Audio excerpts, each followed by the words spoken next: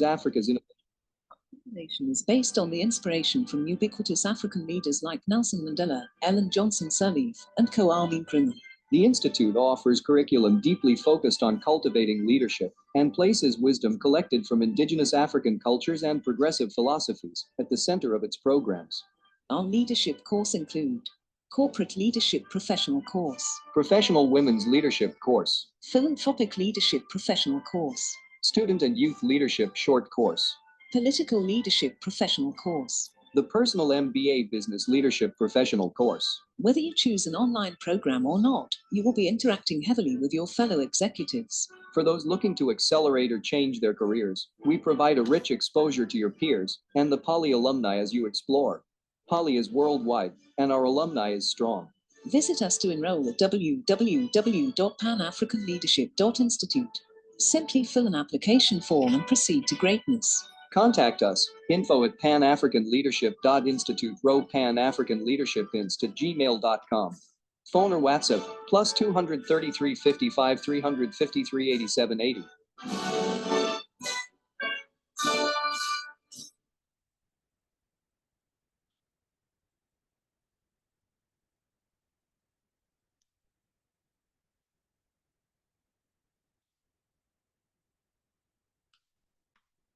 And it's the biggest hello in the world. Hello, good morning, good afternoon, and a big good evening to all of you, incredible PALI alumni.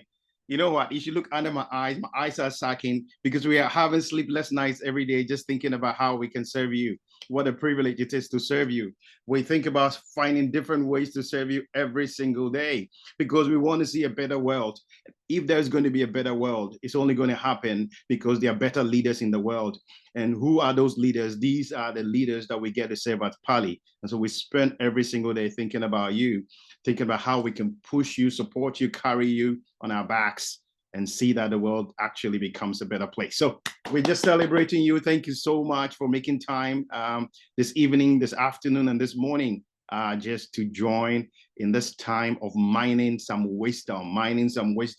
Everyone here at PALI has so much wisdom, and it's such an honor to get to listen and tap some wisdom from ourselves.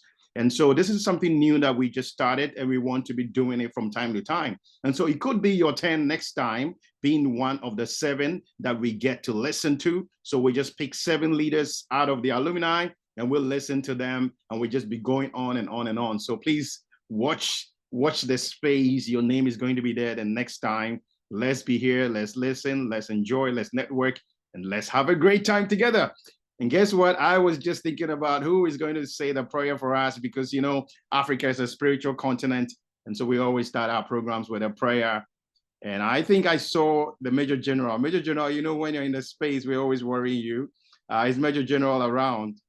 I think I saw Major General. Are you able to do us the honors and just say a prayer for us?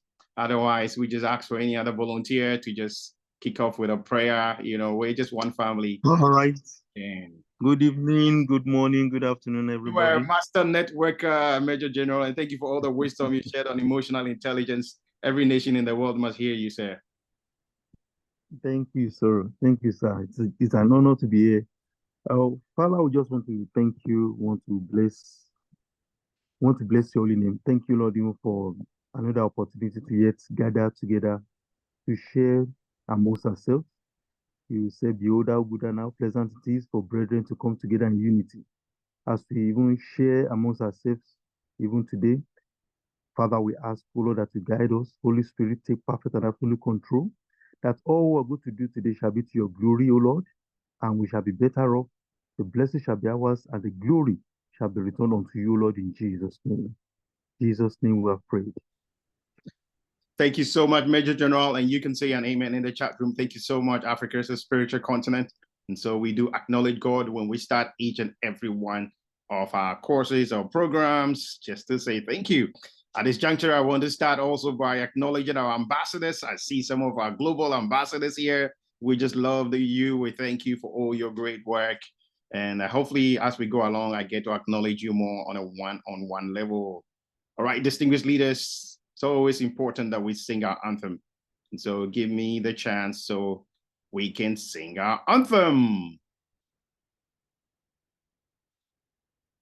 And of course, let's do our main anthem. You know, we have a main anthem and we have a funky anthem. And so please, in a solemn atmosphere, let's just sing our anthem together, this Pan-African song, which has become part of the national anthems of a number of countries in Africa. And it's sung in the Xhosa language of South Africa. And in English, it says, Lord, bless Africa. May her horn rise high up and hear our prayers and bless us. Please bless our chiefs, and may they remember their creator and fear him and revere him.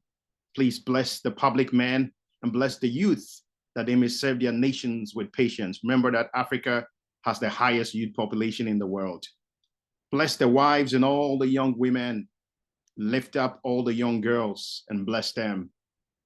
And bless the ministers of faith of this continent, and endue them with your spirit, the ministers of faith of all religions on this continent. Bless our agriculture and livestock, banish famine and diseases, and fill the land with good health and bless it. Bless our efforts of union, of self-reliance, of education, of mutual understanding. Take poverty away and give Africa all its dignity and honor. Lord bless Africa, and Lord bless us. Please, as we sing the anthem together, do you want to write in the chat room, God bless Africa, God bless Africa. I'm going to be playing myself today. Let me do that on behalf of our IT team. Let's sing it together, please.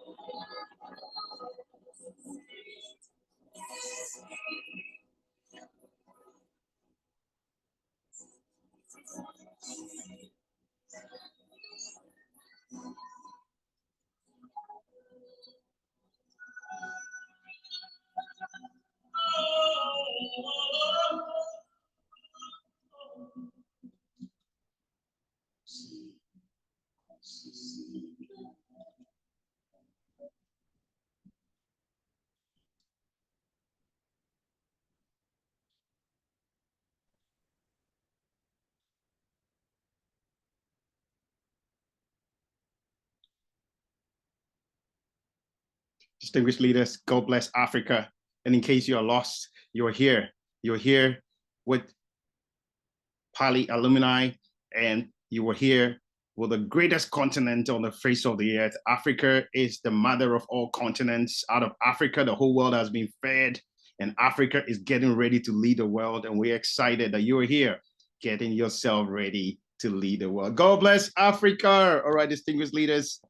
So we're going to be doing a breakout session so we can network and get to meet people. What an exciting time it is. I'm so happy to see all amazing alumni, names and faces I haven't seen in a while, and I'm sending you big hugs from all the team here at PALI. Before we do that, we have a young leader who just completed our political leadership course. What a great course we have with amazing political leaders from all over the world that came for that course, just ended. And we have a young leader. She is the executive director and the founder of an African women's help group in that nation, great nation of South Sudan.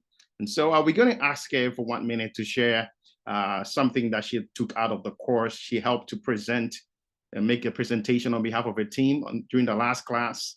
And then she's here to share something from the course. Congratulations, she's in the person of Miss Moni Tabitha. Congratulations, Moni Tabitha.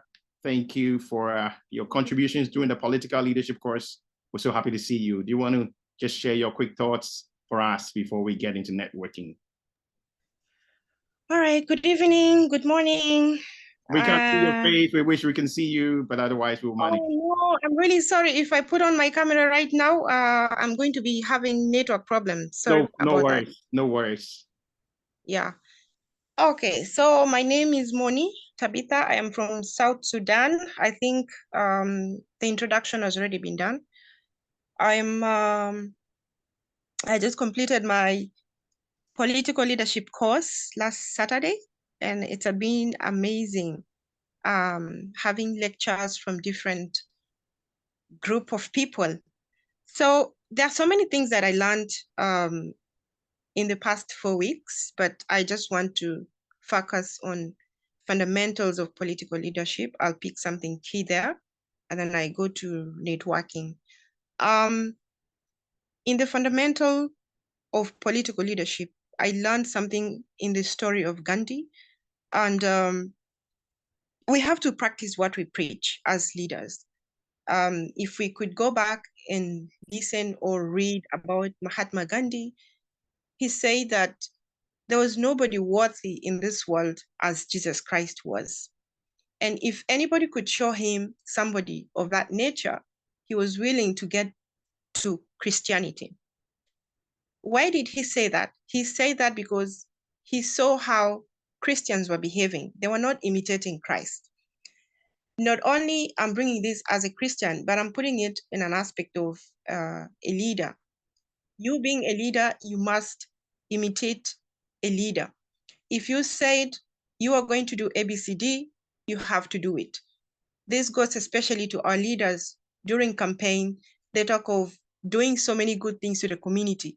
But once they step their feet in that leadership position, they forget about everything that they talked about, which is very bad. You lose trust in your community. And next time you will lose election because you've not done what you promised to the people.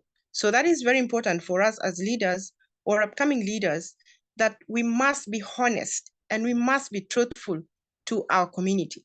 Something very important also I picked up from the networking session is we must treat everyone on his or her merit, not because of his tribe or not because of where he comes from or not because of his or her political affiliation.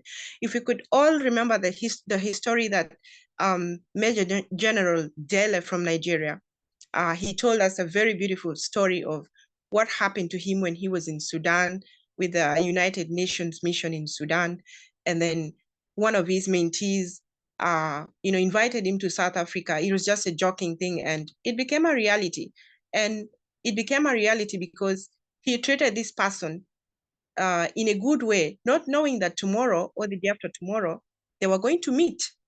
So in our today's lives, even here in this session that we're in, it's not just a matter of coming here because PALI has invited us, but we have to, capture at least one or two people and try to interact with this person. You never know that tomorrow or today, this person might be your destiny helper, I should call it. You might come to South Sudan and you need help. I am here. Before you come, I might tell you ABCD. And then I might be coming to Nigeria, or I might be coming to Ghana or any other country. If I have networked with somebody, I think I will be supported. Like in my group, I've been so much in contact with Jaima Farah. He's from Gambia. We've been communicating, back and forth. There is Olivia, there is Barbara, there is Professor Selassie, I think Dr. Selassie, and we have this guy from US. So the more we keep connected, the more good things happen. So in summary, let's connect. Let's use this moment to connect with one another so that tomorrow we'll have a brighter future. And one thing before I forget, Dr. Kosi, this saying, our network is our net worth. Believe me, I used this phrase in a conference I was facilitating last week. There was this transitional justice conference that I was facilitating, and there was this group of women who were fighting for justice for some massacre that took place in 1992 in Sudan, back then Sudan. And she stressed out that if they had not networked among themselves to form a group or to form an alliance, they would not be talking about this massacre that took place. They would not be fighting for justice for their husbands who were massacred in that time of the war. So I brought up this, this phrase and told them I learned this from one of our professors, that our network is our net worth. So we should be able to network together in order for us to bring something positive out of what we're having. So please, let's keep together. Let's keep sharing our pages so that tomorrow or the day after tomorrow, we can be able to do something greater. And I am here, I do a lot of conferences. So maybe you would like to invite me out to come and talk to the young people, because I'm very passionate about women and youth empowerment. So I'll drop in my LinkedIn or my Facebook page in case anybody wants me to come and have a conversation. I am just one way call. Thank you. Please, what do you say to Chatham? What do you say to her, Miss Monita Vita? Oh my goodness, mind-blowing, incredible wisdom. Oh my goodness. Oh my goodness. Well, that was all coming out of the political leadership course. Let's congratulate her, all that she took away. And let me share one thing that we're thinking about doing. I think one of the things we're going to be doing on our Alumni WhatsApp group is perhaps out of every course, every week, we're gonna get one of the leaders out of the courses to share what they mined out of the course with the rest of the alumni. Some of you don't know what you're missing. Honestly, those of us who are on courses back to back, we are changing. We are literally transforming with an incredible amount of knowledge. If you take political leadership, even if you're not a political leader, there was so much to learn out of that course. And for those that are taking this again and again, there's so much transformation. I wish I had the time perhaps to even give like the Air Vice Marshal, like 1 minute to say something, and he will tell you some mind-blowing things about the transformations he's seen in his own career just by continuing to expand his leadership capacity. But lo and behold, we don't have too much time. Perhaps we might squeeze that in since I'm putting the Air Vice Marshal on the line. All right, distinguished leaders, thank you so much, Ms. Monita Vita, for sharing that. All right, let's get on with our conversation. The first thing we want to do is to network. And let me just let me say two things before we do a breakout. We're going to do a breakout. When we get into the breakout, it's going to be a small group and it's going to be only for 10 minutes. After that, we're going to be listening to these 7 leaders from 7 different countries. And once again, let me also thank you, Major General Daly. Major General, you see, this wasn't planned. You didn't know you were going to be here. She didn't know she was going to say this about you. But you see the wisdom you shared in the class about networking. She's already practicing it. Thank you so much, sir. Thank you. And that's what happens here at PALI, the collective. You're welcome, sir. All of us. Thank you so much. So as we get into our breakout session, you introduce yourself, mention your name, your country, what you do. And then the main question is, what is the greatest wisdom you have learned about life so far? Or what is the greatest wisdom you have learned about life this year?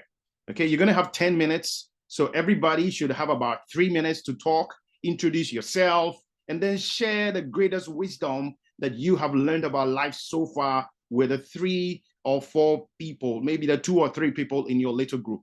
Please, when you get into the breakout, don't wait for anybody to instruct you. Just be the first person to start talking, and then you can time yourself. And then after about 3 minutes, you can pause and then let the next person also speak. So we're going to do this in about 10 minutes. When we are back, we are now going to start listening to the leaders from the 7 nations that are going to be sharing their wisdom with us. So remember, next time is going to be you sharing your wisdom with everybody else here at PALI. And we're going to be starting when we do the leaders going to speak. We're going to start from the bottom, from the Z all the way to A in the reverse of the alphabetical order. But let me say these 2 things about networking before you get there. I think one thing I want to say about networking, please, is you must have a genuine interest in people. You must have a genuine love for people. I think I love people, and I think I had to learn that some many years ago, just teaching myself of the importance of people. You know, people walk through life without consciously telling themselves how precious people are, how amazing people are, and how important it is to be connected with people. People are not to be used. People are to be served. People are to be loved, and people are to be cared. So the first thing about networking is love people. Just have a genuine sense and love for people. The second thing is, please remember the 6 degrees of separation. 6 degrees of separation. It is a well-proven phenomenon. 6 degrees of separation. It says that every single human being on the face of the earth is not more than 6 people connected to any other human being on the face of the earth. In other words, in simple terms, you know somebody who knows somebody who knows somebody who knows somebody who knows the president of the United States. You know somebody who knows somebody who knows somebody who knows somebody. You're not more than 6 people away from the president of Nigeria, from the wealthiest man in the world, from the wealthiest man in Africa. You're not more than 6 people away. So if you treat the next person close to you right, you're not far from meeting the person that you really, really want to meet. All right? I'm not here to talk a lot. I'm not a person of many words. At this juncture, we're going to get into our breakouts. So please watch your screen and just accept it as you're being sent into your breakout room. It's only for 10 minutes. And then you already know what the question is. The question is, what is the greatest wisdom you have learned about life so far? Or what is the greatest wisdom you have learned about life this year? Are we good? Okay.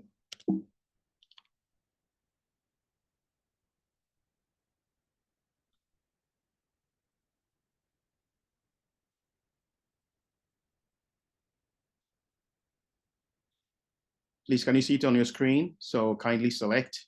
It's just a team, just small groups of 3 or 4, just very small groups so that we can get to connect more deeply. Thank you.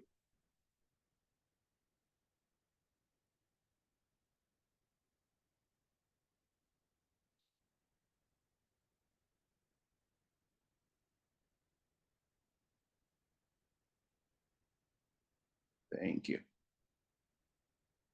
And if you're still stuck here, I can push you If you can't find it, there are sometimes some devices that they can't find where to click to get into the chat, the group. You can let me know, and then I will help you get there.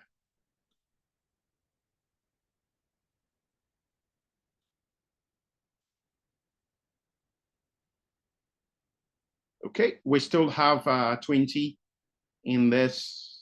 Okay, 15 in 15 here.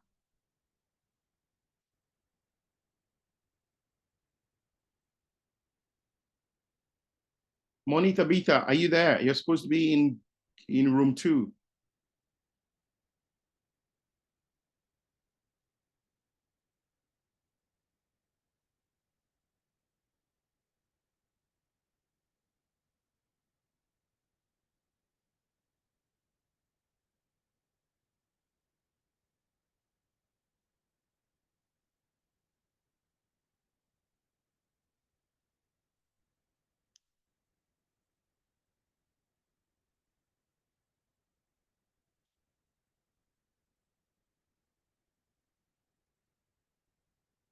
Okay, hello. All right, so we have 15 people here, and we either send you to a room or we start our conversations here. Hello.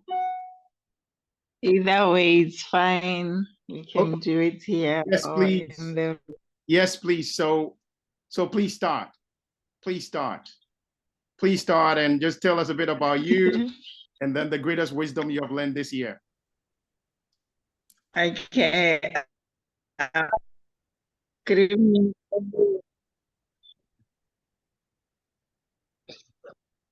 I think your network is a bit slow. So if it's too slow, you can turn off the video. It might. Okay. Good evening, everyone. My name is Mpoma Tapo. I am. We can hear you. Yeah, my network is not very good. Thank you. Can you hear me now? Loud and clear. Thank you. Okay. Yes, I was saying my name is Mpoma Tapo. I am South African and I am a reverend. Wonderful. And apart from ministering, I am skills development facilitator, and I'm also a facilitator of my culture. Like Wow. we have like 12 different cultural groups in South Africa, and I am from a group called PALI, as in it's actually Northern Sotho.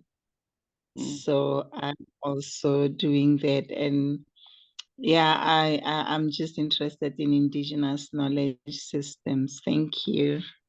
Okay, so the Oh, what I've learned in life. Yeah, it's also that whatever we do, we should always be nice or kind. Yeah, kind. That's what I've learned in life. Thank you.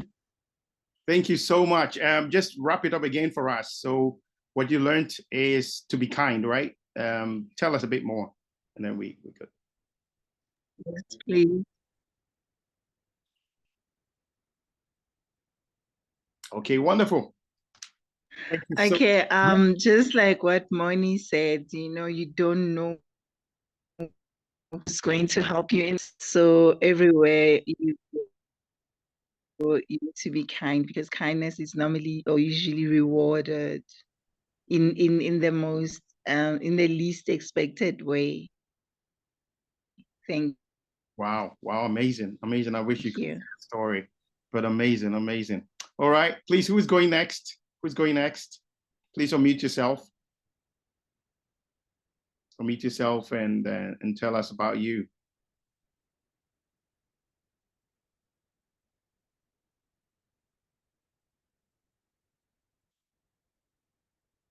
Hello, we're here to learn from you and about you. We have Miss Messi Amoy, and Madam Rita. It's good to see you, Rita Mugera. We have Dr. Joe Makulila. So please, do you want to unmute yourself and answer the question?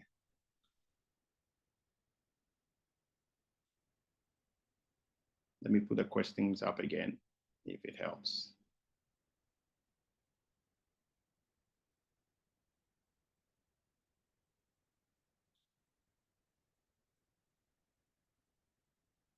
Hello.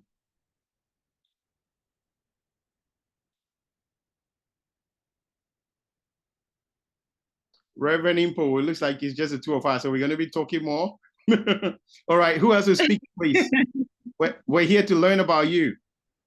Ambassador Gassim, Miss Isabel, these are the questions. We're starting off with self-introduction, so do share something.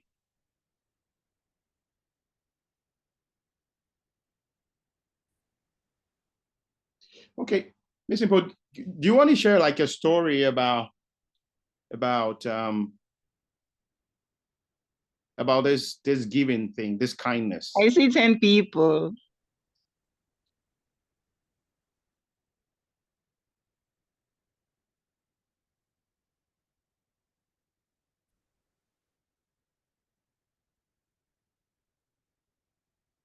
Where are you speaking? Hello, my network is.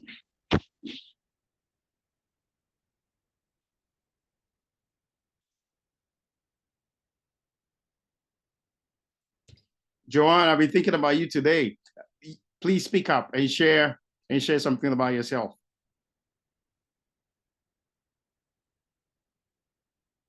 Hello, Joanne. Hello, good evening, everyone. Hello, good evening, everyone. Good evening. Been thinking about you today. Oh, that's nice. Thank you so much, Dr. Kofi. My apologies. My network is really unstable. I keep going on and off. We can hear you. And I don't know why. We can hear you loud and clear. So please go ahead. So I've missed out on so much, so I don't know where I'm. Oh, okay. On the screen. On the screen. But I'll just say my name is Joan. Okay, my name is Joan Kebirungi. I live in Uganda. I work in Kampala, the capital city of Uganda, the Pearl of Africa. I'm a businesswoman, but mainly I do a lot of event coordination, event management, event coordination. I am a trained fashion and interior designer, mother of 2, and the greatest wisdom I've learned about life is not to take tomorrow for granted, but to make the best of today and to appreciate people. Appreciate people. It doesn't matter who, it doesn't matter where you meet them, but appreciate everyone, because the world is amazingly small. The people we meet today, we do not know when we meet them again. The person who was your security guard, you might meet tomorrow as a relative of maybe someone your child or your family member marries into their family. So respect and treat everyone well, with my main motto being, I try to treat people as God sees me, as he sees me as an unworthy child, but he still loves me. So try to love others as God loves me. Thank you, Dr. Kofi, and thank you for the network for not going off. It's amazing. This is amazing. Thank you so much for sharing. Thanks so much wisdom there. Who else is going for us? Miss Caroline, are you going? Or Miss Lisa? Or Honorable Gazim? Or Mr. Famara Jaju? Please unmute yourself. We do have about 3 minutes to go. Thank you very much, Professor. I am Famara Jaju from the Gambia, West Africa. First, I am very, very much happy to be part of PALI. I have learned a lot from being a self-show that you encourage participation of the others. I also learned nonviolent approach. Before coming into PALI, I believe in the hard method of human resource system. I don't believe in such soft method much, but currently, non-violent methods show me a way. That's hard method is not the only the case. In fact, now I believe that soft method have to come, not the hard method. Ensure that everybody understand the concepts and you all move together. So this is something that I am really amused with it.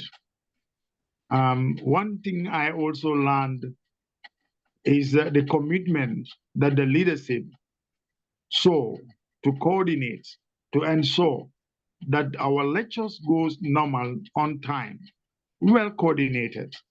I am really amused with that. We never feel the distance. We never feel that distance is a barrier.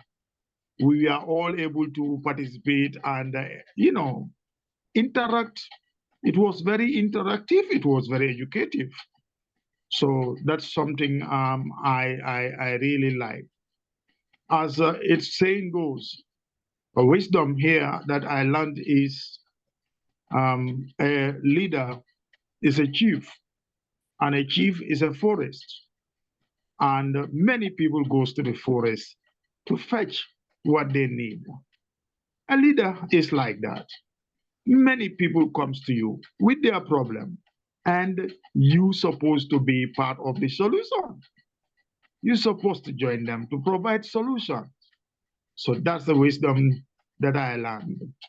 And just to go back to say, I work for Gambia NGO Affairs Agency.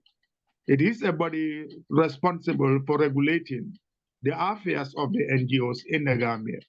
But also as part of my community engagement, I serve as the vice chairperson of my community ward development committee. That's Bakote Ward Development Committee in the Gambia.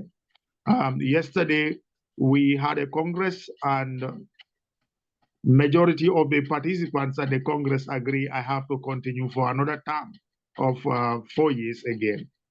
Thank you.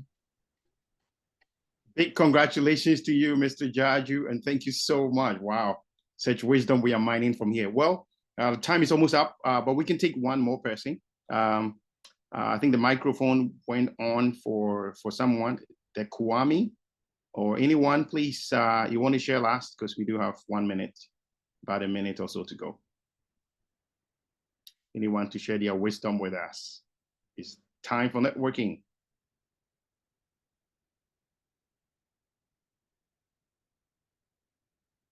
Mr. Mumu Dulami, it's been a while. Anyone to share themselves with us?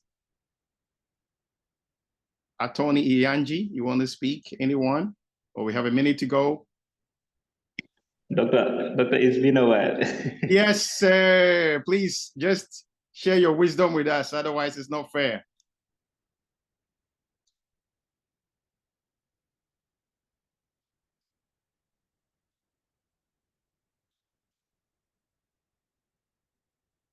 Anyone else?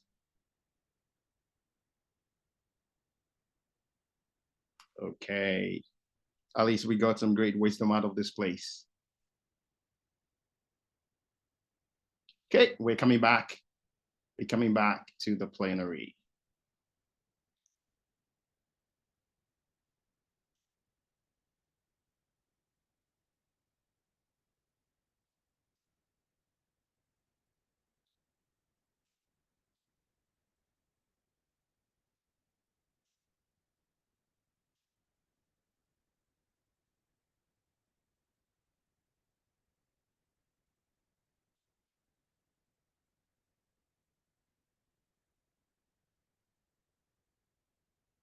Okay, we're waiting for everyone to come back from their rooms.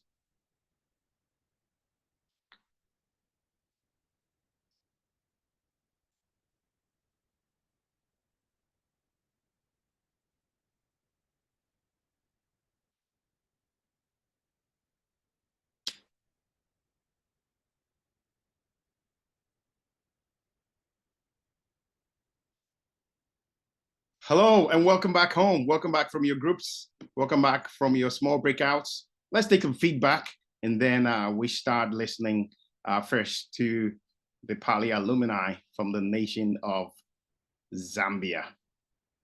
All right, please, do you want to just put up your hand and share something you learned from your breakout?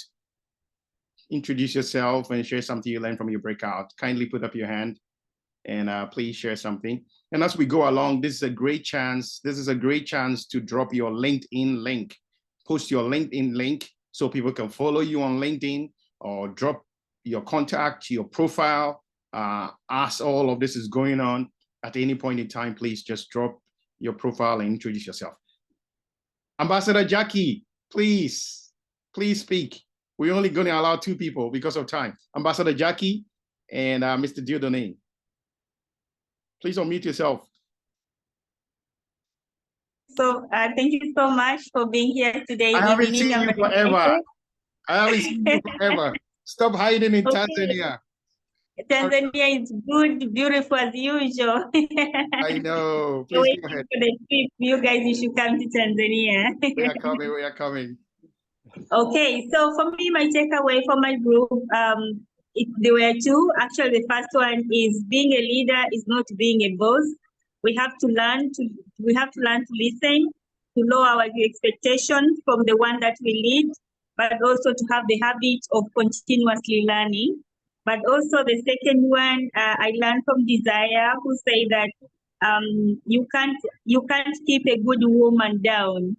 And she learned that from a book called Call Me a Woman. So we should read that book. Oh my gosh. It had a nice insight. So thank you so much. Oh, no. No, awesome. Awesome. Wow, you can keep a good woman down. Amazing. All right. All right. We have a presidential candidate. Mr. Dieudonné, please. You want to share your wisdom, sir? Yes, thank you. And it was really good to meet with Eric from New Jersey in my group, and which was really good to understand how it's very important to connect young people from Africa to other countries, and they can network, they can communicate and encourage one another.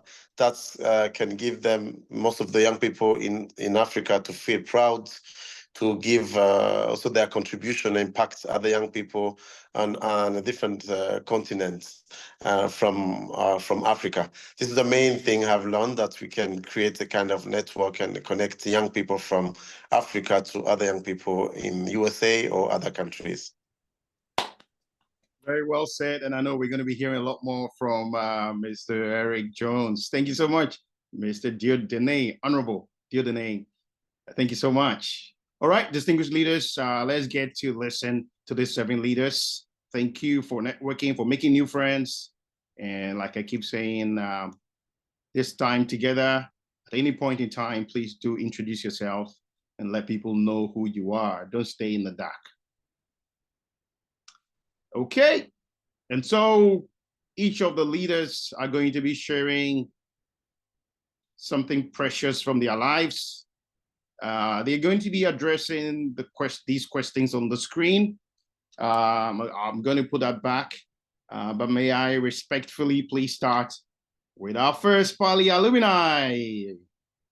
We're starting from Z. Sometimes we start from A to Z. Today we're doing Z to A. All right. He is Professor Omedi Muweni.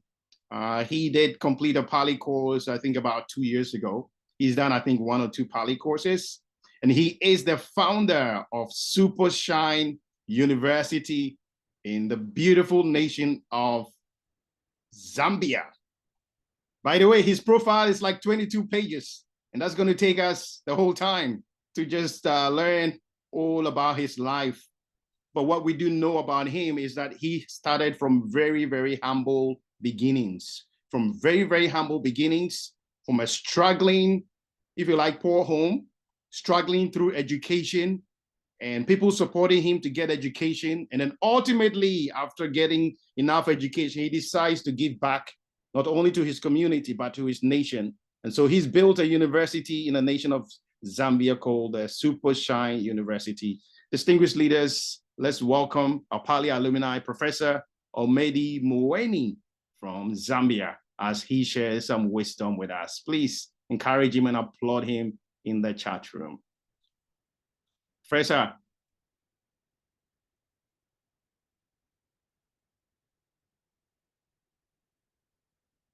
Professor Mweni. Thank you so much. Yes. Hi. Are you getting me now? We're getting you now. We wish we can see you, but we will manage if we can't see you. Okay. I'll try to put my profile, though the network is cutting. No, okay. If hope people can able to see me a bit. Yeah, we can see you a bit. Yes. And then I'll be able to call. Yes, please go ahead. Thank you so much. Your 10 minutes. Thank you. Okay. Yes, I've been introduced already. This is Professor Ahmed Mwene from Zambia. And I'm coming from the family of 8. I'm number 7. We are 4 boys and 4 girls. So it's a very big family. Currently, I'm the founder of Supershine University. I've been introduced by colleague Dr. Kofi.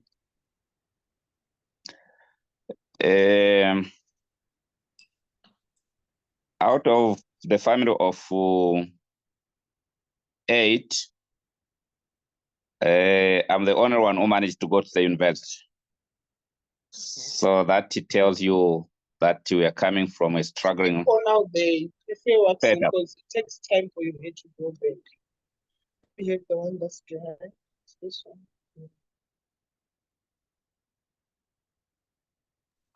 Please carry on.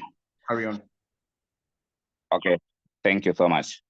So I was saying I'm the only one who managed to go to the university, and I was born in the rural area. That is in Mumba district, central province of Zambia.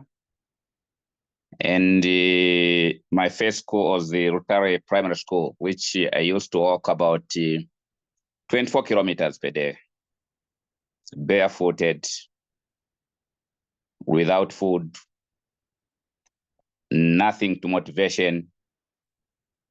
And as you are aware, that was the rural area, which 24 kilometers to school.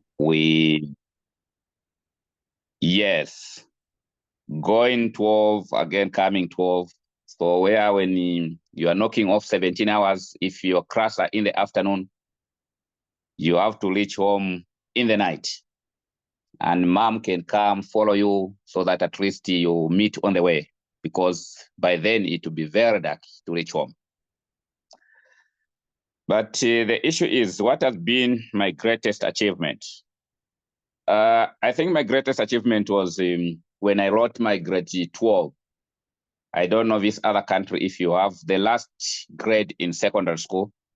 I think it turned my fortune. I got good results. That was the 6 points. And I was given the opportunity to go to the University of Zambia. There, I struggled. I did my trainings, and I got the first degree in social work and development studies. This social work is a community training where you learn about the community, how you can empower the community, and the like. And I was fortunate when I graduated with a distinction, and I was sponsored by Samsung to go to South Korea to do my project management. So after the training of project management, which I went to continue to do it a PhD in USA, I came to realize that the only way I can contribute is to practice what I've learned. Project management is about creating the projects which become successful and empowering the community with the combination of social work. This helped me to start thinking to create my own things.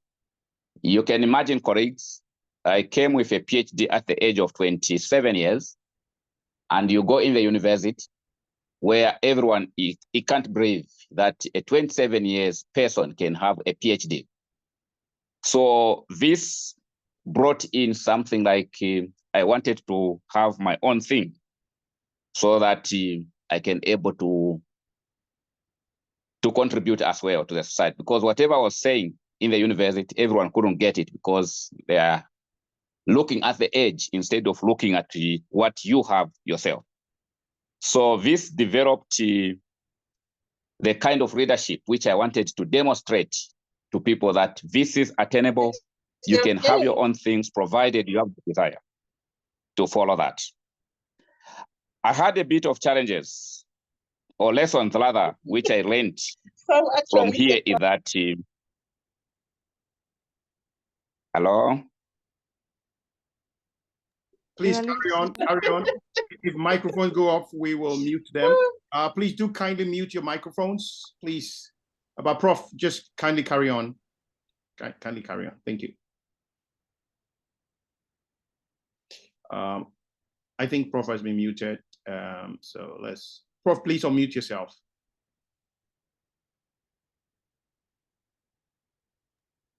Okay, so I was saying the leadership lessons I learned is we want to try the empowering leadership.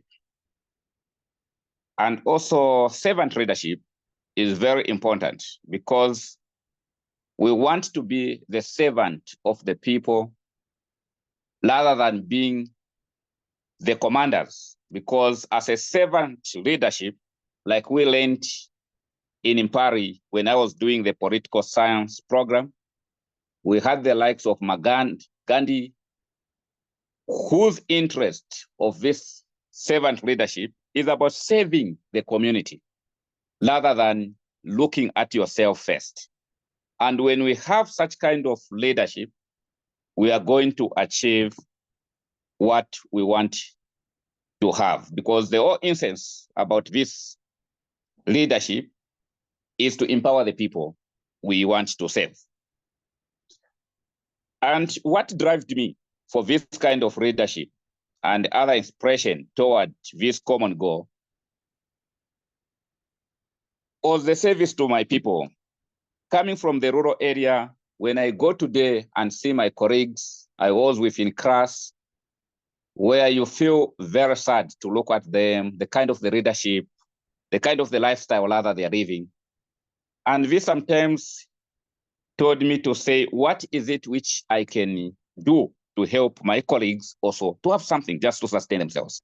So this is what now made me to create a university, which I've done whatever I can. For instance, all those colleagues whom I was with, who finished grade 12, who haven't been to the university, I've given them that opportunity so that they can able to come and learn either diploma in secondary school, others are doing LLB, which is law, so that they can just have some skills to empower themselves.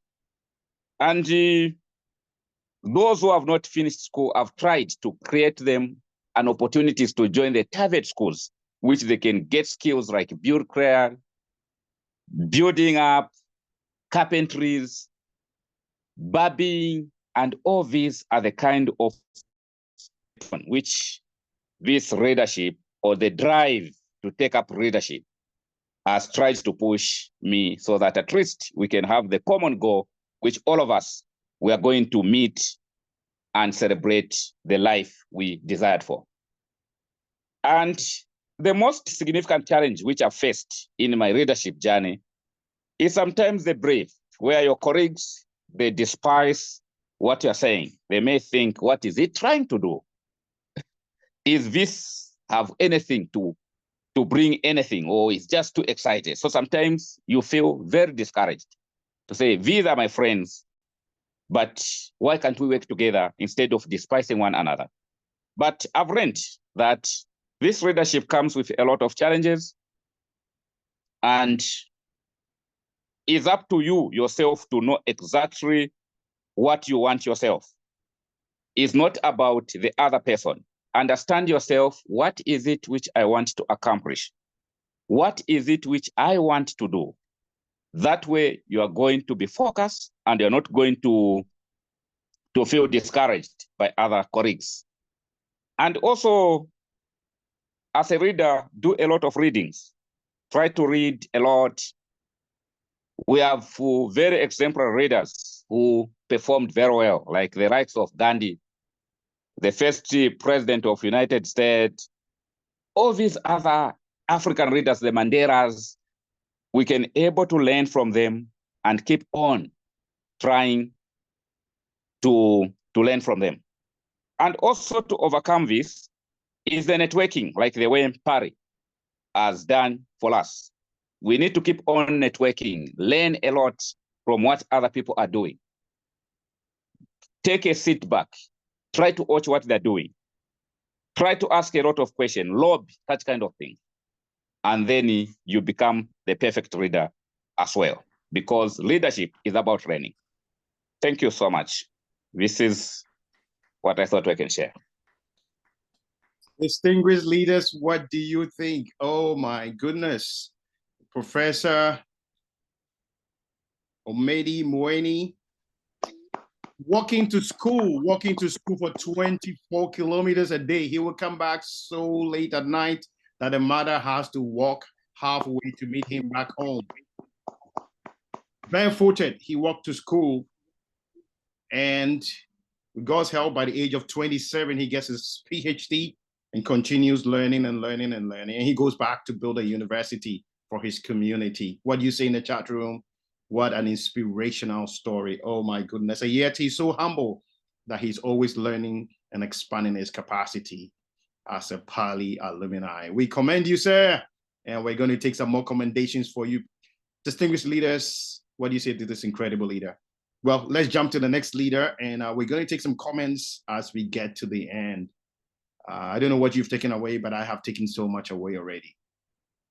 All right, let's move to our next alumni. Like I said, we're moving from Z all the way through the 7 of them from Z towards the A. This distinguished alumni of PALI, he is the CEO of Oyada International in the United States. He is the second African-American because of his passion for distance education. He's the second African-American in history to have served as the president and the chairman of the board of the United States Distance Learning Association. He has such a great passion for learning, and so he served as the second African-American to lead that.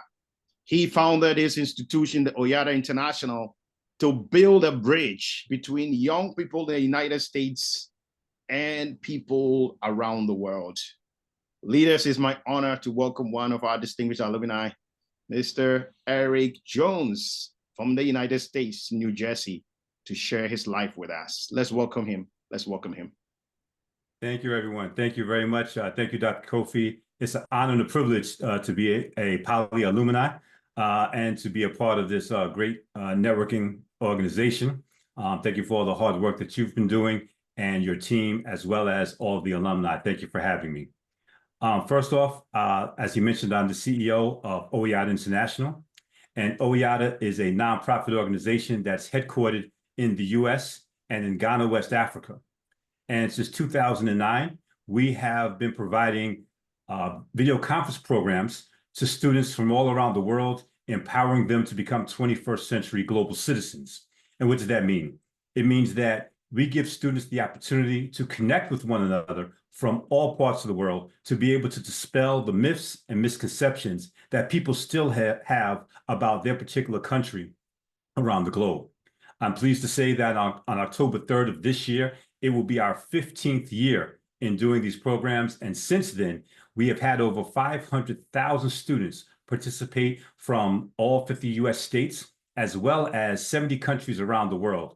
And I'm proud to say that 45 of those countries have been African countries.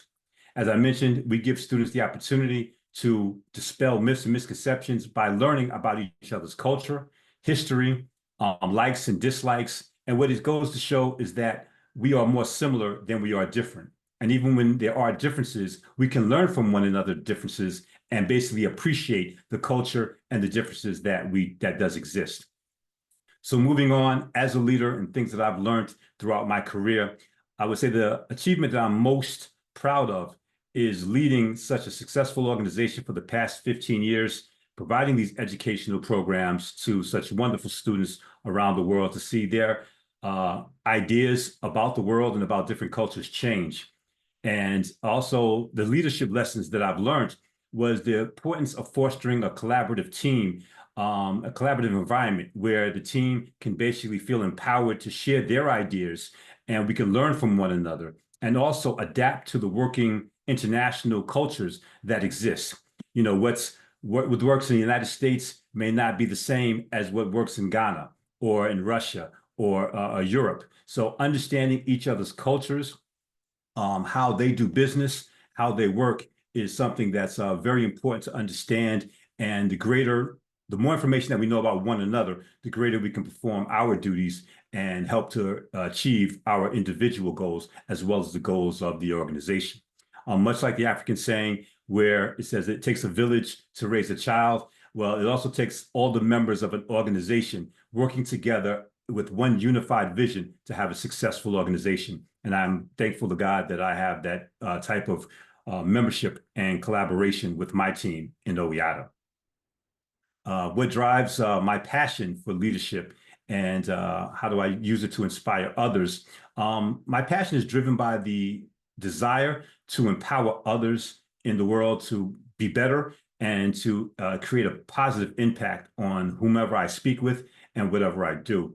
I'm inspired by others to foster, well, what inspires me is to foster open communication between one another, showing people that they have a positive impact that they can share their ideas. There's no idea that's too small or too large. It's just basically letting them understand the value of themselves, what they can bring to the table, you know, their gifts, because I believe everybody has a gift, something unique about themselves that works together. They need to find that right niche.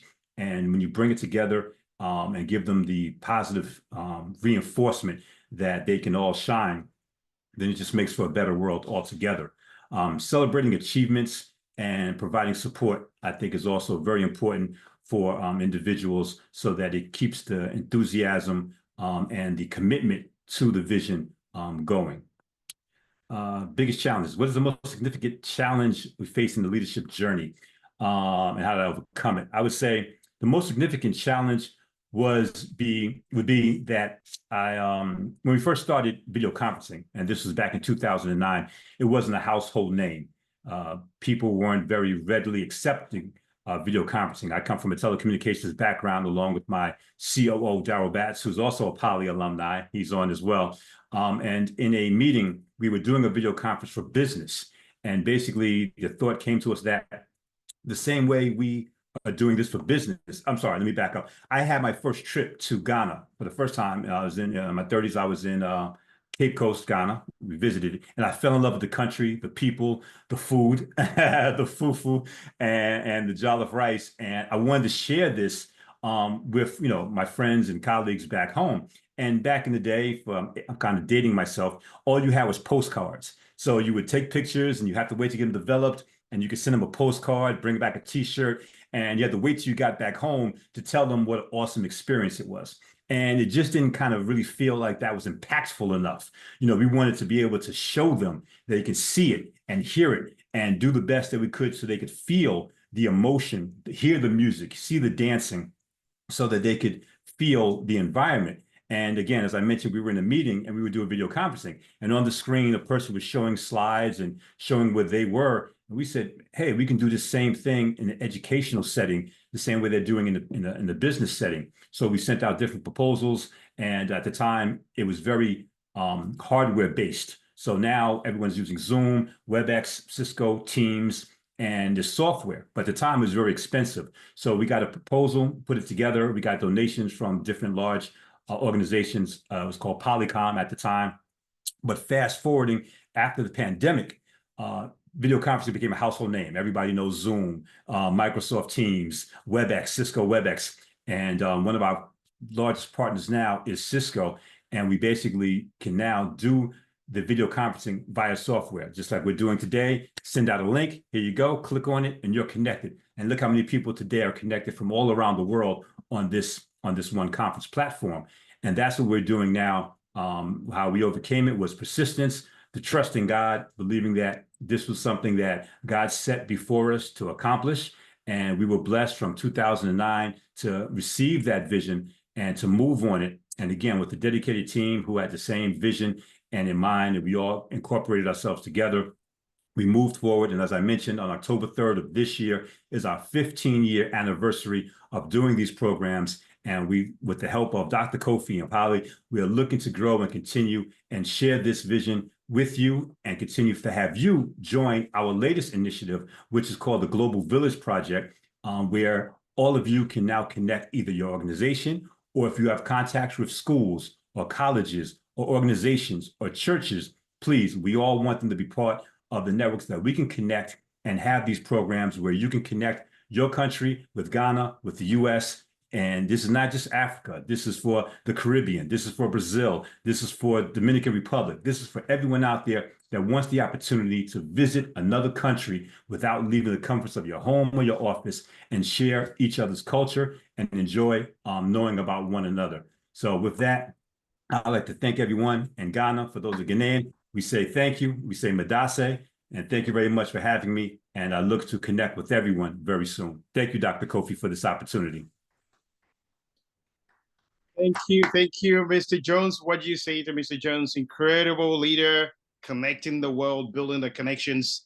And Mr. Jones, please do put the connections and the contacts about Oyada International. It is free to connect with them and to get especially young people to connect, with other people around the world. It's free. So please, he's going to put his contact, his email there, and then please connect the institutions with his. Let's take the next leader, and then we're going to take questions for these three, for Professor Moeni from Zambia, and then we're going to take questions for Mr. Jones, and then we're going to take questions for the third person. Okay, so let's get on to our third alumni. We have an exciting time. All right, distinguished leaders, it's my honor to go all the way to South Africa. He is a wonderful PALI alumni. This great leader has a background in IT technology, and I don't know how he jumped from IT into running a philanthropic organization. And the philanthropic organization is named after his good self. And I'm happy to, I think I did see someone that we should have acknowledged earlier on. Of course, we have His Royal Majesty, who is also a PALI alumni. His Royal Majesty is here. Sizwe Dlamini is a PALI alumni. He's a paramount chief, he's a king, and we love His Royal Majesty. And this distinguished alumni, Mr. Luwazi Mbambo, works within that constituency, reaching out to young people across South Africa. What a great leader he is. He also has like a 7-page profile. And I can go on and on about him, but he's a great leader in philanthropy, making a difference. He's the founder and the patron of the Luwazi Mbambo Foundation in South Africa. Hello, Mr. Luwazi Mbambo. Good to see you, sir.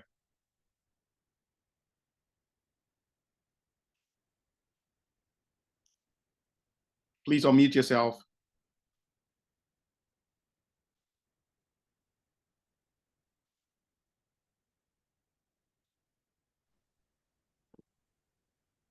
Hello.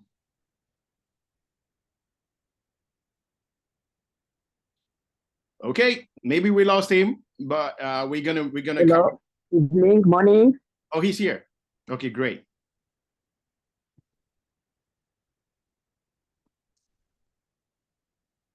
Yes, sir, we can see you. Sawubona. Can you hear me clearly? We can hear you. Oh, thank you so much. Hey, thank you so much.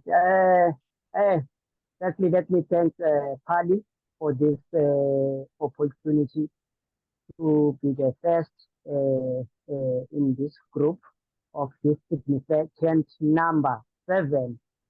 And in this number, I'm number 3, which is also a significant number in Trinity.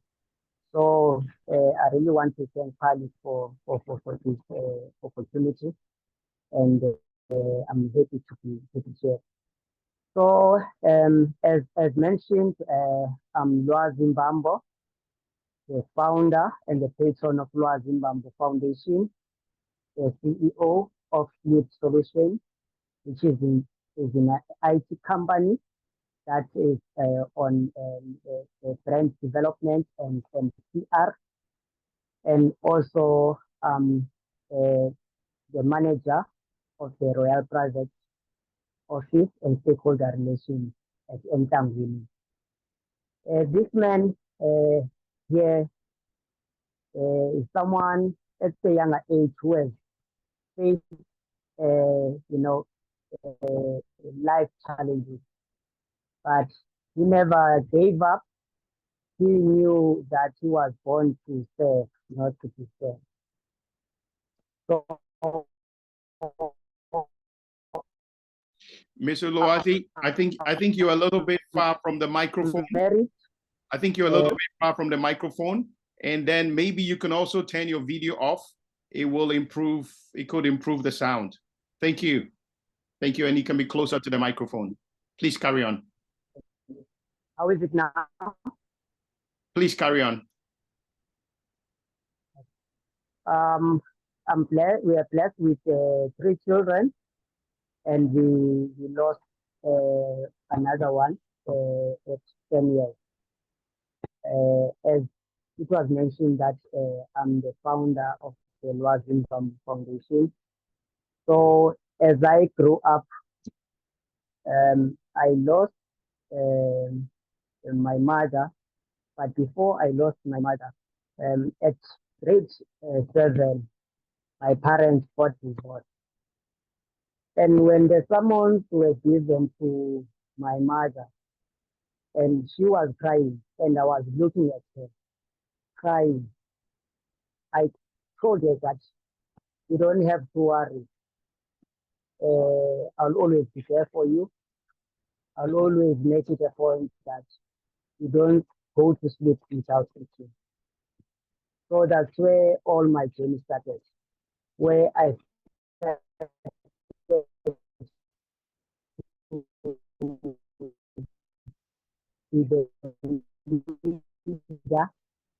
in the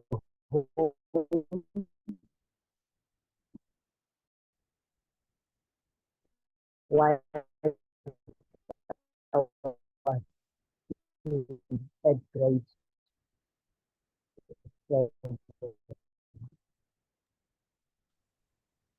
And as I was in this journey, I was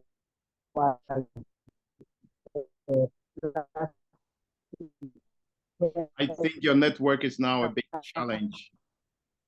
I think your network is a big challenge now.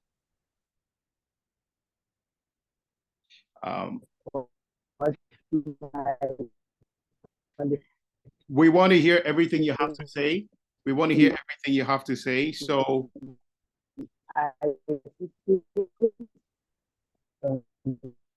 was employed, and Mr. Mbambo, I will pause you a bit, and we will jump to the next person and come back to you so that we can reactivate your network, because we didn't hear what you said in the last 2 minutes, but we need to hear everything you said. But so far, what he shared with us is that his parents got divorced when he was very young, and when the court pronounced the divorce, the mother broke down in tears because she didn't know where the next meal was going to come from. And young as he was, he said to the mother, "Mama, don't cry, because I'm going to make sure that you are taken care of." And that was where his dream started, to build a philanthropic organization that is now looking after so many children. Mr. Bambo, we're going to pause you a little bit. We're going to come back to you because we couldn't hear what you have to say in the last 3 or 4 minutes. So please, maybe you can just readjust the internet and then we'll come back to you. All right, distinguished leaders, because of time, let me move to the next. Distinguished alumni, we'll be moving from Z, coming all the way down towards the A and the B. All right, let's go to the giant of Africa. And she is an incredible leader. She is an incredible leader. doing amazing work in consulting. And she's also an amazing social entrepreneur in the giant of Africa. She's a PALI alumni as well, and we are proud of every PALI alumni. She is currently the CEO of the Stalwart Group. What a name, the Stalwart Group, in the person of Mrs. Catherine Semlek. Thank you so much, Mrs. Semlek, for being open to sharing your wisdom with all of us here at PALI. Let's welcome Mrs. Semlek, please. Good evening, Dr. Kofi and distinguished PALI alumni. It's great to be back here. I remember when we did the Women's Leadership Program. It was just an amazing experience, you know, being a part of the program, and I'm deeply honored to be sharing from here. A little bit about me. What do you want to know? I've heard some very inspiring stories. So where do I start from? I am number 5 out of a family of 8 children. My mom passed away when I was 13 or 14 years old. And shortly after that, my father got married to a woman who was very mean to us. And in that time, what she tried to do was to make life so difficult for us at home. Can you hear me? Can everyone hear me? Yes, we can hear you. If you can hear me, give me a thumbs up. Yeah, we can hear you. It wasn't funny, but I thought I like the way you put it. Carry on. Oh, okay. So she intended to push us into a life of promiscuity because basic things like sanitary towels, she would not buy for us. And she would push us. She said, I remember her words exactly was that you have attained the age where men can give you money. So go and make your own money. And I remember one time when I was 16, my father, and she would instigate my father to, he became physically abusive. And one time my father literally beat me up and kicked me out of the house. I think I wanted my fees paid. I was in my final year in secondary school. And I walked, those of you that watched Big Brother Africa in 2009, you might remember my brother. His name is Kevin Chuang Pam. That's my younger brother. If anybody remembers him, give me a thumbs up. That was many years ago. But he was the first Nigerian to win Big Brother Africa, and he had won $200,000 at the time. And anybody who followed that story would have heard much more than I am sharing in this group. But it was a very difficult time in our lives as siblings. And we didn't have anywhere to turn to. We didn't have any extended family that would support us. And, you know, we had to look inwards. So what that pushed me to do, I remember one day, that day, my father kicked me out of the house. I walked, you know, we lived, our childhood home was like in a cul-de-sac, and I walked out to the main road and I stood, and a car came and picked me up. It was a full-grown man. I was just 16. And he stopped and he was like, where are you going? I said, anywhere you're going. And he said, okay, come in. And I got into the car. And he said to me, and as he was driving, he drove for, you know, about 5 minutes, and he noticed that I had been crying. So he reached out and, you know, he touched my cheek. He said, have you been crying? Are you okay? And at that point, you know, that's why when the Bible says, train a child in the way that he should go, when he grows, he will not. Please let us not take training our children for granted. I know I'm telling a story, but please bear with me. I'm laying the foundation. I'm going somewhere with this. Okay. So he touched my cheek, you know, as he was driving. He just reached out and he tried to clean. And at that point, it was like, I literally heard a voice like, are you going to go into prostitution because of this woman? And I shouted, stop. And he was like, did I touch you? I'm not trying to hurt you. I just want to, I didn't do anything. He was a military officer and he was going to the barracks, which is quite far away from where we're living. And I immediately opened the door, and while the car was in motion, And so he had to stop abruptly and I walked home.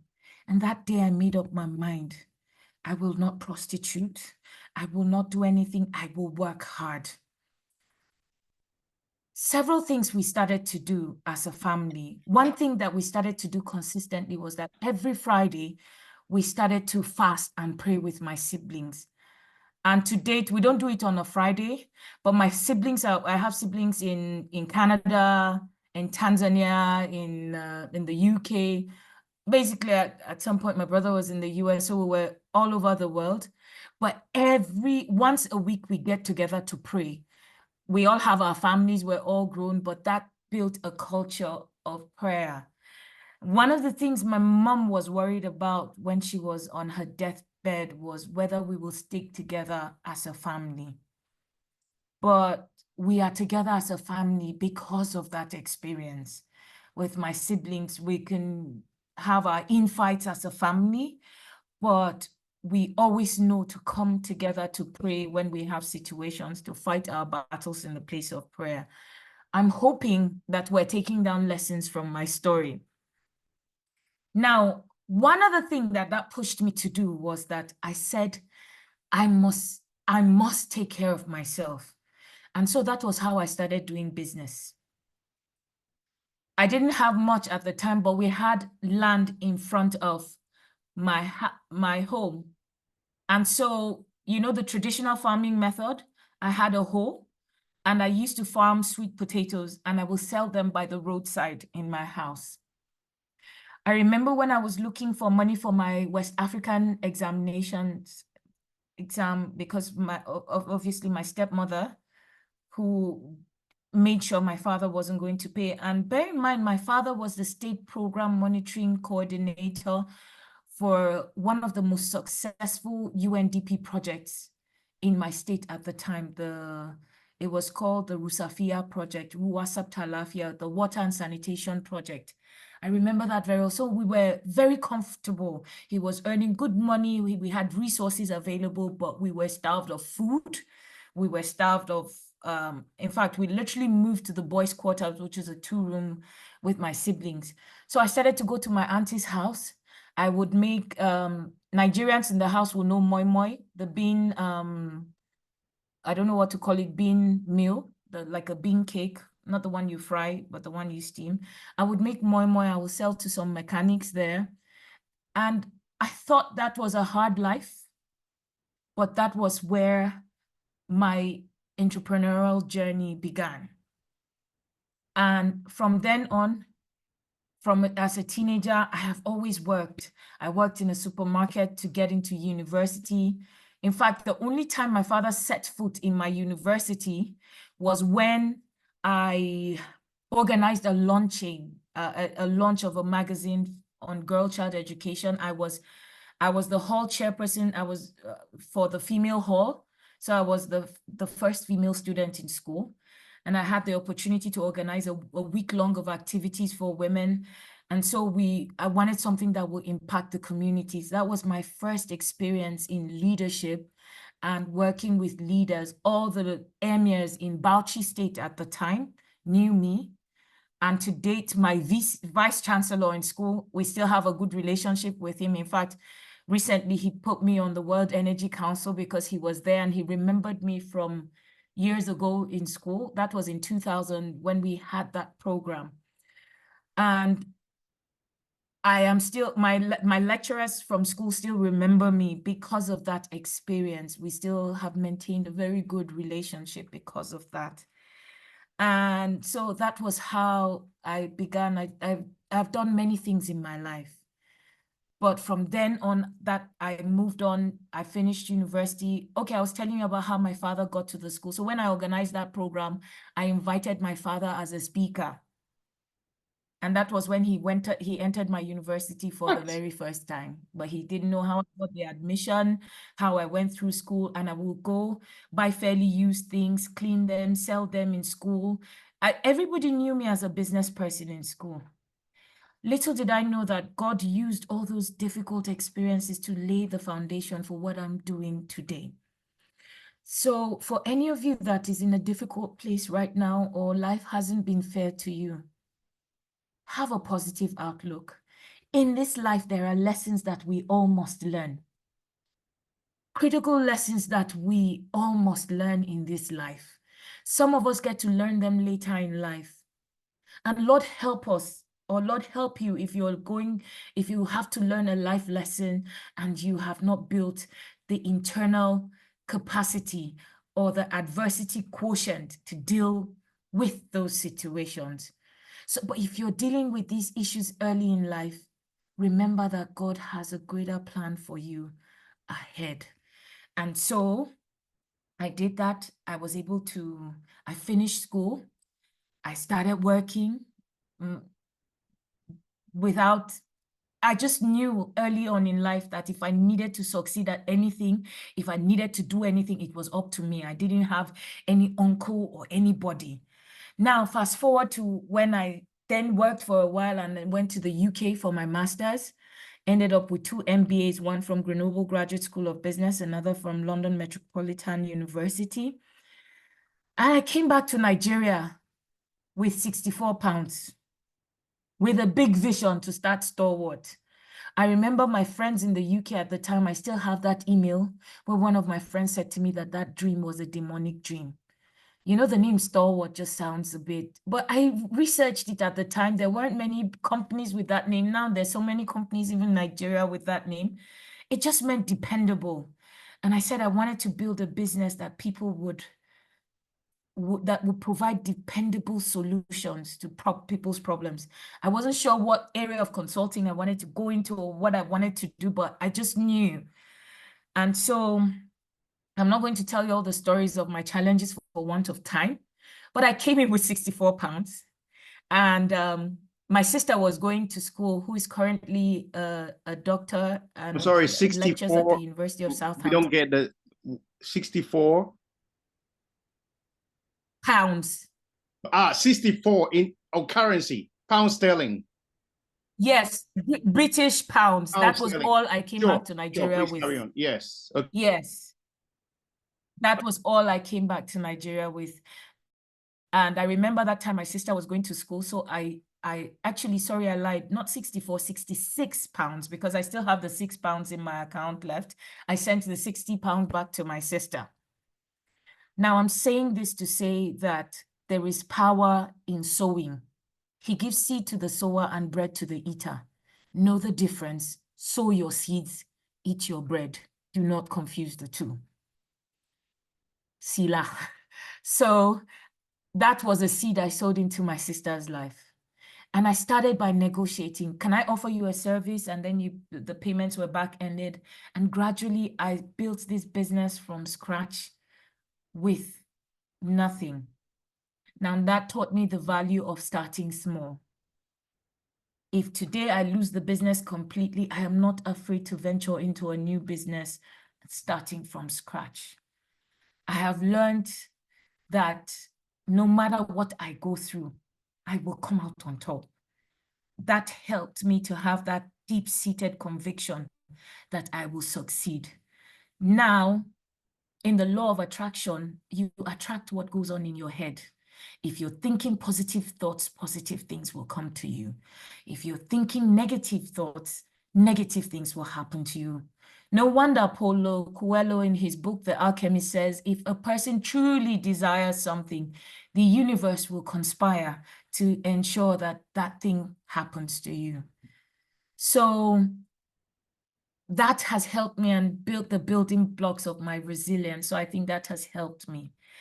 In the course of this work, I've had people hurt me. One of the challenges that I had that really shook me was that some of my key staff, I traveled last year, and when I came back, they decided to, they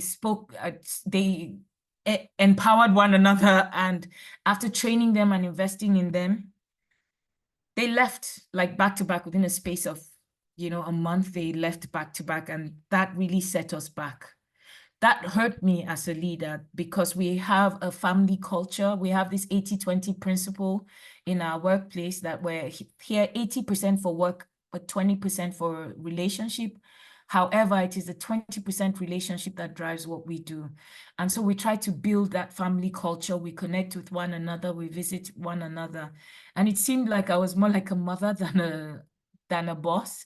And when some of those ladies left, that really hurt me, then the way and manner in which they left.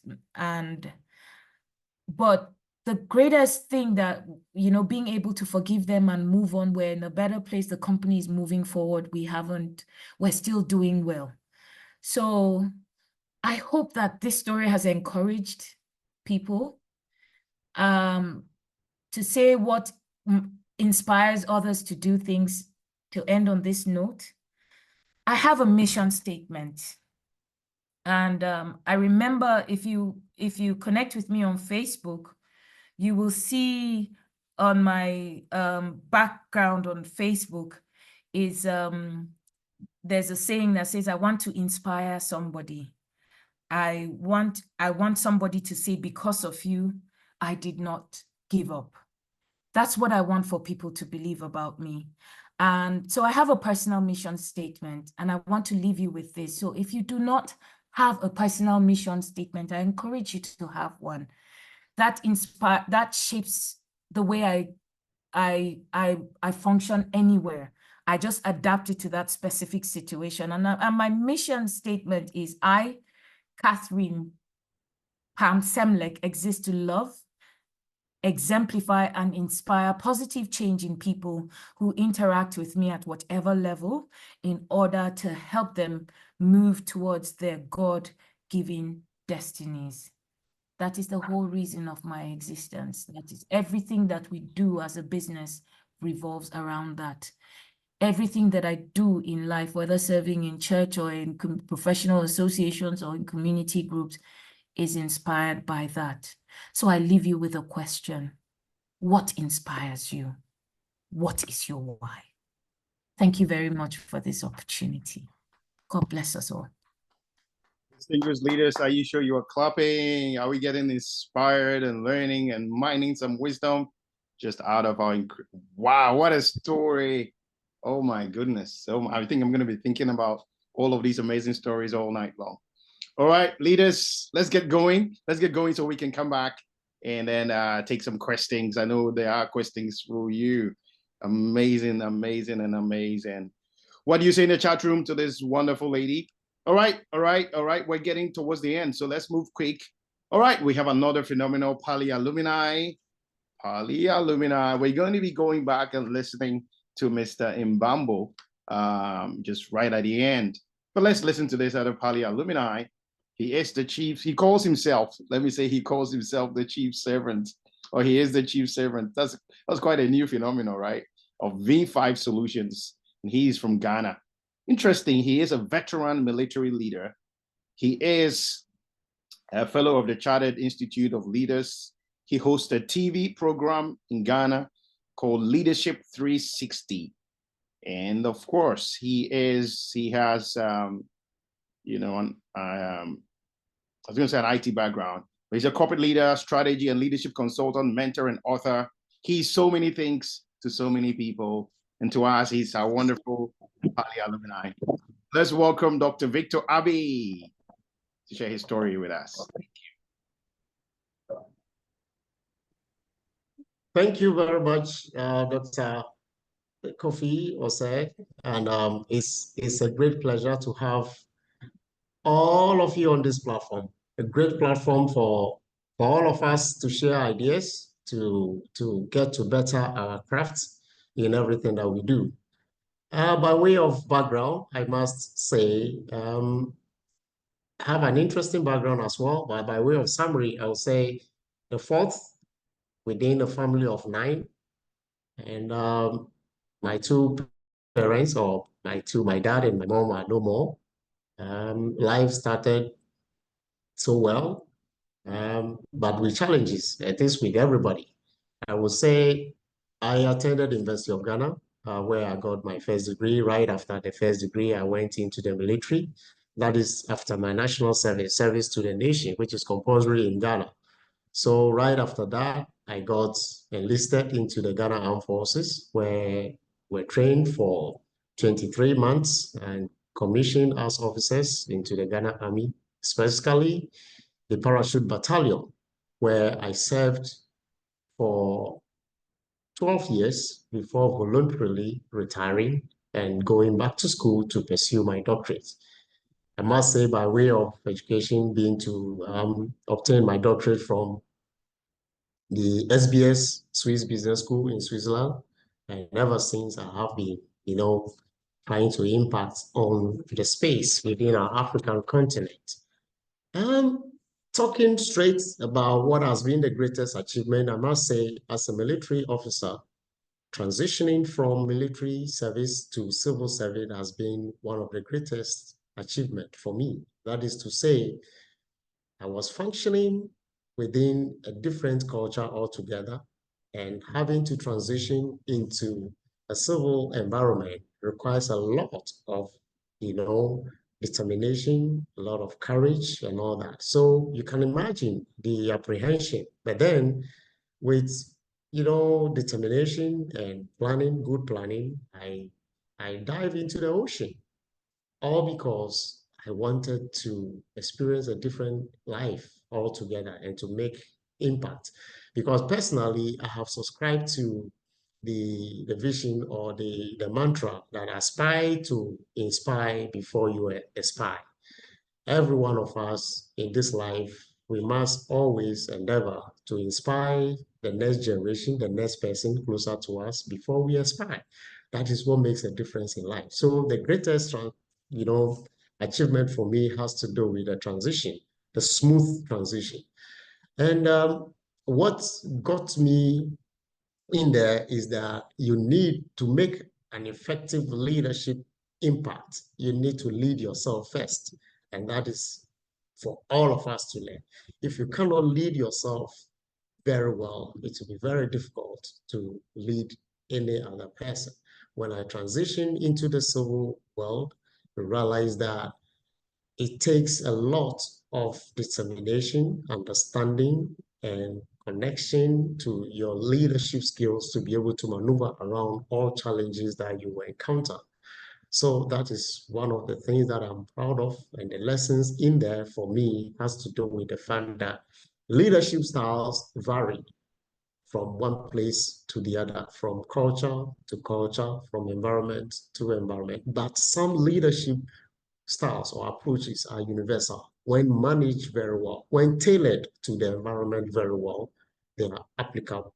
And so I feel proud that even though generally military personnel or military officers are known for their, stern application of leadership skills, or somebody will say they are very autocratic and all that. But amazingly, when I applied myself, I realized that ability to differentiate between the two environments was something that was key to my success. So it is a lesson that I will share any day, to know that wherever you find yourself, you must know that environment defines a whole lot of things that you do. For you to make an impact, you must, be conscious of the environment you find yourself in and how you can tailor your leadership approach so that you can succeed. What drives me personally has to do with the passion that, drives me, the passion or the desire to see Africa succeed and be recognized as an advanced economy, driven by growth mindset and selfless leadership. An advanced economy, well-developed, underpinned by growth mindset of its citizens and selfless leadership. Those are the things that drives me every day. And I achieve that, or my contribution towards, driving that passion has to do with inspiring people every day, building capacity of generations across the continent, and hence my leadership voluntary personal program on TV that I pay for, and I ensure that we have people being inspired on a daily basis to appreciate the key tenets of leadership, servant leadership. So that informs you about the reason why I call myself the servant, the chief servant, because leadership to lead is to serve. So if you are leading a team within your company, you must first of all recognize the fact that you are just a servant like any other person. If you want to be served, you have to serve. If you are waiting for that miracle to happen, it's said that you have to, like waiters do, you must serve. And so that's my way of giving back to society and ensuring that I make the right impact on all the people I meet within the African continent, especially and beyond, of people of African descent, so that at the end of the day, we all grow to see the Africa we want to see. Like Gandhi said, be the change you want to see in the world. So I also, live this or drive this passion by demonstrating my leadership skill or leadership approach by my daily actions and inactions, because I believe that by your own actions, people will copy what you do and will be able to, demonstrate elsewhere that they find themselves. And together, collectively, we will be heading towards, building the Africa that will be recognized as very advanced economically, and we will have a group of people, leaders across board, who are selfless in their approach. After all, leadership is about the other person, not about us. We need to move away from a leadership style that focuses on our own self. So I believe in, a motto, a leadership motto that was that has been taught to us in the military academy, that says that the safety, comfort, and ease of your country, I'm just paraphrasing, that your country or your company comes first, always and every time. The needs or the comforts, the safety, and the, whatever your subordinates or your, if you like, your team members need comes next, and your own ease, comfort, and safety comes last, always and every time. And with that mantra, in everything I do, I make sure that I demonstrate this very mantra at all times. And what is the biggest challenge? Yes, the biggest challenge has to do with encountering, in the space, within our space, African continent, where we have lots of people who seem to have a fixed mindset, especially among the young people who are becoming more despondent, and they kind of believe that challenges are not surmountable. And I believe that if we all grew up thinking or having the mindset, that we need to have a growth mindset, there's nothing under the sun that we cannot achieve. So the challenge for me when I encounter people with a certain fixed mindset, I believe it is the wrong thing.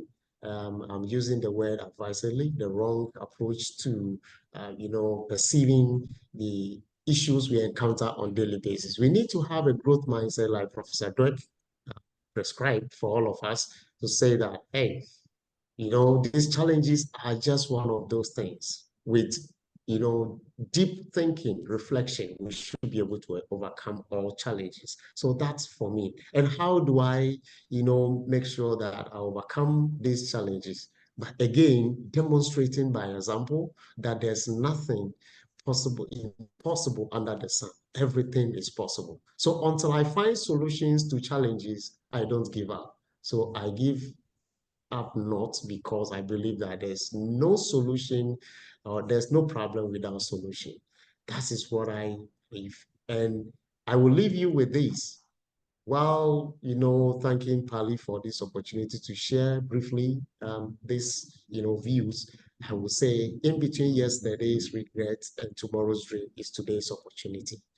In between yesterday's regrets and tomorrow's dream is today's opportunity. You have listened to us, and you will listen to us every now and then. You will follow us, you will follow the process and all that.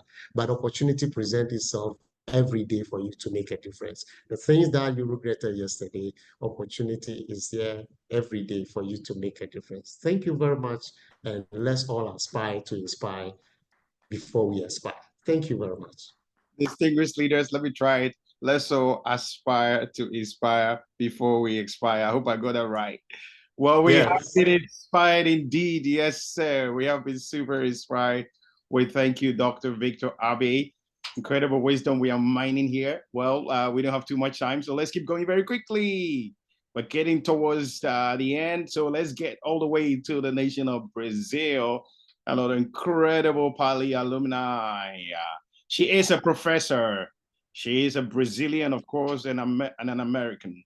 She is an academic consultant, a social communicator, and a journalist, and of course, an anthropologist, somebody who studies human beings. All right, so whilst we thank Dr. Abe, let's get in the chat room and welcome Professor Amanda Squart, the PALI alumni. Hello, Prof, good to see you. Hello, good afternoon. Good to see you. Here I am, rearranging. I got some internet issues and phone not working, but it's a pleasure to be here, and I'm glad I came because I almost couldn't make it. And always nice networking with alumni from PALI. I'm very glad to have taken this course it was the Women's Professional Leadership course. And it was a change, a great change in my life, my mindset. It happened after I was sick for 1 month at the hospital. And a couple of months later, I got this opportunity, really great opportunity to be a student in PALI. And yeah, here I am, and I've been learning a lot today. I'm just thinking so much about everything people shared here, and what I'm gonna say is also a result of what I listened during this afternoon. This afternoon for me here. Well, thank you for the introduction, Dr. Coffee, and thank you for all the support. Well, let's try to focus. Introduce myself briefly. That's my profile, and people started talking about family. So let's see. I'm a the middle child of 3. I had an elder brother, special brother, due to meningitis. He had consequences. So he was, I don't know if this correct way to say, but he was disabled. And because of that, I was promoted to being the oldest one in my family. I have my parents are together. My father, American, came to Brazil, and anthropologist too. He met my mother from the countryside, and he decided to stay here and become a professor. I'm trying to follow a little bit his steps, but it's I have my own way of leading life, and I've been a teacher since I was 16 years old.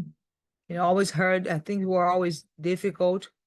I was going to school by bus, and I always studied in public universities. I got scholarships for my studies. I always tried not to pay for my studies.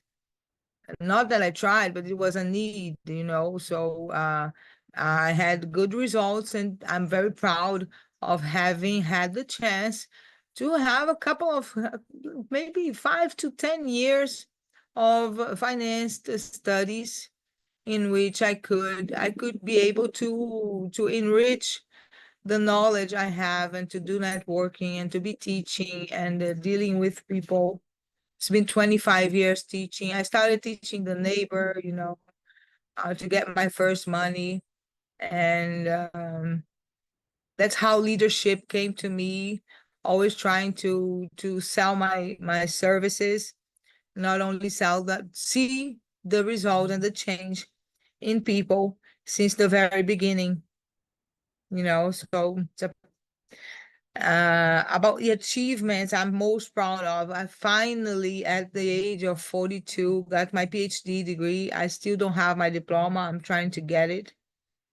And I'm starting to run a business after many years teaching in parallel to finance my studies, to pay my bills, teaching English, because apart from being, I have a lot of academic background, but as what has been paying my bills is teaching English. And with teaching English, it's something simple, but you get to meet a whole range of different people, and you are a consultant, you are a coach, you are helping people, you are seeing people grow, people from all different areas, you know. So in this 25 years experience, it was a lot.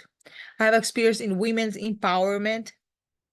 All right, it's a great achievement. I've been working for the government, doing consultancy for the United Nations, and my PhD was about women's empowerment, and the NGO, which I take part, I'm an advisor, and there's a Wonder Woman NGO, it's Grupo Mulher Maravilha, here in Recife, a local place. And I go to the streets, I fight for women's rights, and you know, and I'm very proud at this moment. I've been an entrepreneur. I mean, like I have a register or something for many years already, but I started a consultancy with it started as a partnership with my father, a consultancy, an academic consultancy in any area. So if you want to improve your writing and everything, so we help people achieving their academic goals and also goals of about migration, you know. And what drives my passion for leadership is about connecting, is about networking, it's about personal growth. It's about exchanging wisdom. It's not learning, most of all learning, inspiring people, knowing that I inspire somebody. Who am I to inspire? But I know sometimes I inspire people. And that's a great achievement. I feel good when I know, I lie down in my bed at night and I know that I've done something good for at least one of the 30 students at the moment I have, not only students or people I serve, like as Dr. Victor Abbott was saying, I serve in order to be a leader. My leadership is like that. And at this moment, I'm trying to make it grow, the Scott Academic Consultancy, and doing networking and maybe a postgraduate, maybe getting back to being paid to study. But now I think it's time to grow as a leader more professionally, and not only being a student who strives to pay the bills, you know. So I think this interchange and achieving common results with every single person I coach or I teach, and it's about knowledge and self-knowledge. So the most significant challenge I faced in my leadership journey, well, I can't, I have to say 2 or 3 years ago, my brother passed away, and I felt like I was responsible for it because it was some food I gave him and he stroke. So it was, I was like, wow, maybe it was my fault. It was me who provoked it, but it happened. It just happened. That was 2 or 3 years ago. And passionately speaking, and that after we lost my brother, the whole family needed to get a different goal, because everything, he was the center of the family. Everything was about taking care of Henrique, of Henry. And now we are trying to live our lives and with the mourning that it represents, because to me, for example, I always lived my life thinking that I would need to be strong in order to take care of him when my parents left. And now I have more space to dream and think about life without him, although I think about taking care of my parents. We need to be independent. All right. But professionally talking, back when I graduated in journalism, I became a pedagogical coordinator. I was not only a teacher anymore at a course, I was a pedagogical coordinator. That was a significant challenge, because I was in charge in leadership all of the time, and I was receiving calls at any moment, and that led to a big let's say, unbalanced in my work life and my personal life, because I was being called on any day, anytime, on Sundays, and that I was teaching 3 classes at the same time because 3 teachers decided not to work on that Saturday afternoon, and this was a great challenge. So I decided to go back to being only a teacher, and I overcome with a drawback, and having the self-knowledge that it's a little, sometimes it's better to be backstage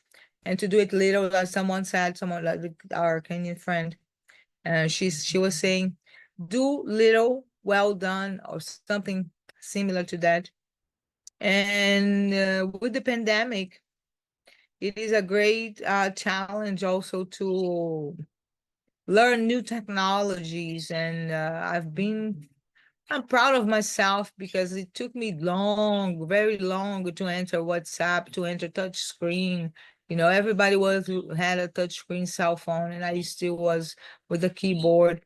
And these new technologies I'm becoming more accepting of new technologies and learning a little bit all the time, although it's quite challenging, still quite challenging. And apart from being a little blind, what else can I say? That's about it. I have some more notes here.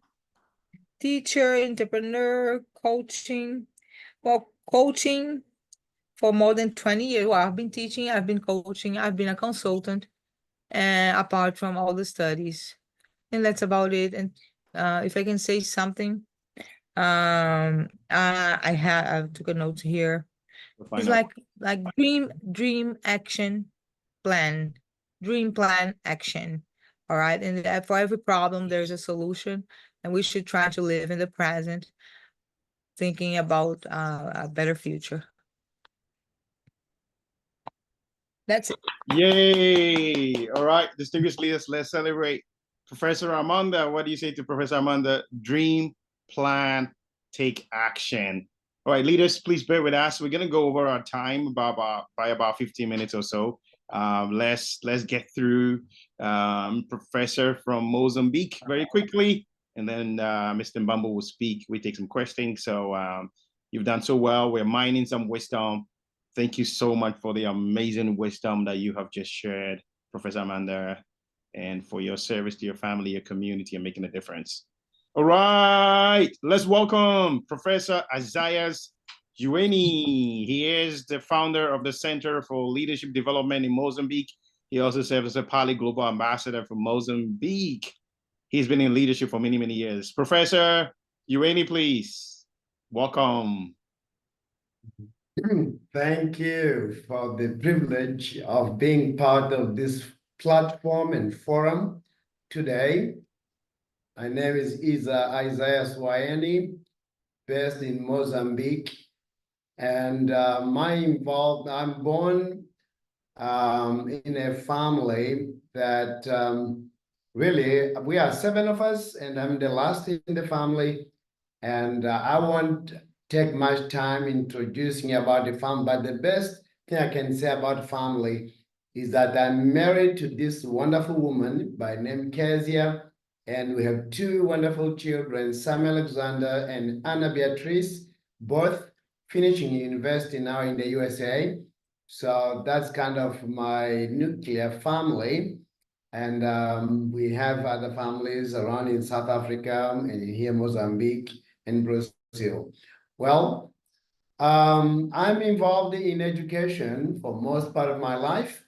2 things really are part of my life. One is communication in radio ministry, and then also involved in education at the University of Mondlane, and then teachings in the last 30 years involving our school. Well, I lead a school that I'm going to say that this is one of my greatest achievements, is to see people with that opportunity to learn and see how can I be a catalyst to see others growing, not only academically, but in leadership. And that drove me 30 years ago to establish the Center for Leadership Development. And I think that's one of the greatest achievement among other things that have happened in my life. And as I go through that, you need to know that being a leader is not a matter of position, is a matter of service and function. And sometimes we super emphasize the position, undermining the function that we are called to serve others. So I learned the lesson all time and time again that as much as God has allowed me to establish this school that I can be proud of, but the goal is not to puff up myself and put myself above anything else, anyone else, but be a servant leader who can invest in other people so that they can achieve their maximum. So that's kind of my achievement there. Among others, I could tell about founding a Christian radio here and other things, but my focus is leadership development, and that's my greatest achievement. Now, what drives me to do what I do? What drives me is the desire to invest in younger generation to become stronger than I am. I have gone my ways. I have been in my times, but there's time for the young people that I want to spot their abilities and find a way to invest in them so that they can become what maybe they thought they'll never be able to become. So investment in life in order to help these people for no other reason, but just love and care for other people. So what inspires me, really what drives me is that to invest and see others grow. And the way I try to inspire others is by modeling way of life. Some young people say, I don't think I will ever be able to finish university and all that. So I could continue learning until I end my master's, do a doctorate, and a second doctorate, do my PhD. And I said, if I, a grown man, can continue learning, you young people can even do it. So I try to inspire by showing that they are able. And there is something inside of them that needs to be fleshed out and be developed so that they are able to become somebody and make a difference and in the society they live in. It's not all about you, it's all about making a difference and causing impact among other people. Now, all those things don't come without challenge. One of the, I could say two challenges, but since I don't have time, I won't do that. One of the challenges is how do you really go about team management? And I've developed three things. I said C1 is communication, C2 is coordination, C3 is cooperation. And that has helped me to overcome those challenges and make a difference among other people. May God bless you. And I want to thank you again for being part of this Pan-African Leadership Institute family. I'm proud PALI alumni. Alum. Very to the point. Very well said. Don't you just love the great Professor Isaiah, founder of the Center for Leadership Development. All right. Love you all, leaders. Thank you for being so patient. Remember, these are no strangers to us. They are all our PALI alumni. So they are on the WhatsApp platform. You can book appointments and speak to them. They can share more of their life's lessons with us. And so there's going to be, they're always available for us. All right, let's please respectfully just give time for about maybe 5 minutes or so to our wonderful distinguished leader from South Africa. He had network challenges earlier, so let's take his message as well. Mr. Mbambo, founder and patron of the Luazi Mbambo Foundation. That's the final person we listen to. And then we are wrapping up our time together today. Thank you so much. Much better. Can you hear me? Yes, yes, Much yes. better. Yes. Okay, okay. As I've just given the background, so I'll just hit the nail. You know, with my achievements, my greatest achievement was of that of impacting the youth and all those of who are less privileged, because of understanding and knowing the journey, because I've also been in that journey. So that was my greatest achievement when I'm able, from 2011, when I started to first go out there, and I saw some guys who were just sitting on the street begging for 2 rands and asking for bread. Then I started a campaign where I collected all of them. What I would do each and every year on my birthday, I was calling it a Lwazimbambo birthday celebration, where I will take all these guys, I'll go and buy the bread and also buy the meat, and we will sit on the street, you know, on the road, and I'll eat with them and give them the message of hope and tell them that what they are currently faced with should not be the determination of their future. So this continued to as far as I started to think that the reason they are now there is because it started back, you know, from the school, where there's dysfunctionality of families, how they were treated and how they decided to go on the street. So I decided to start back and go back to schools. So in a nutshell, we are in the Eastern Cape, we've got 5 schools that are adopted, and also in the KZN, there are 5 schools that are adopted that we give the learners the school uniform, full school uniform, and we give them the sanitary towels, the toiletries, and all that, and to show them that their circumstances cannot determine where they are going. So that is my greatest achievement, that I can see today, that what I wanted to achieve for those who are less privileged, with the legal that I have and the legal that we have with my family, we can be able to share and bring hope to those who are hopeless. And also, one of the other greatest achievement that I've got is to be able to stick on good principles and values of the LNF, which is our transparency, your dedication and responsibility.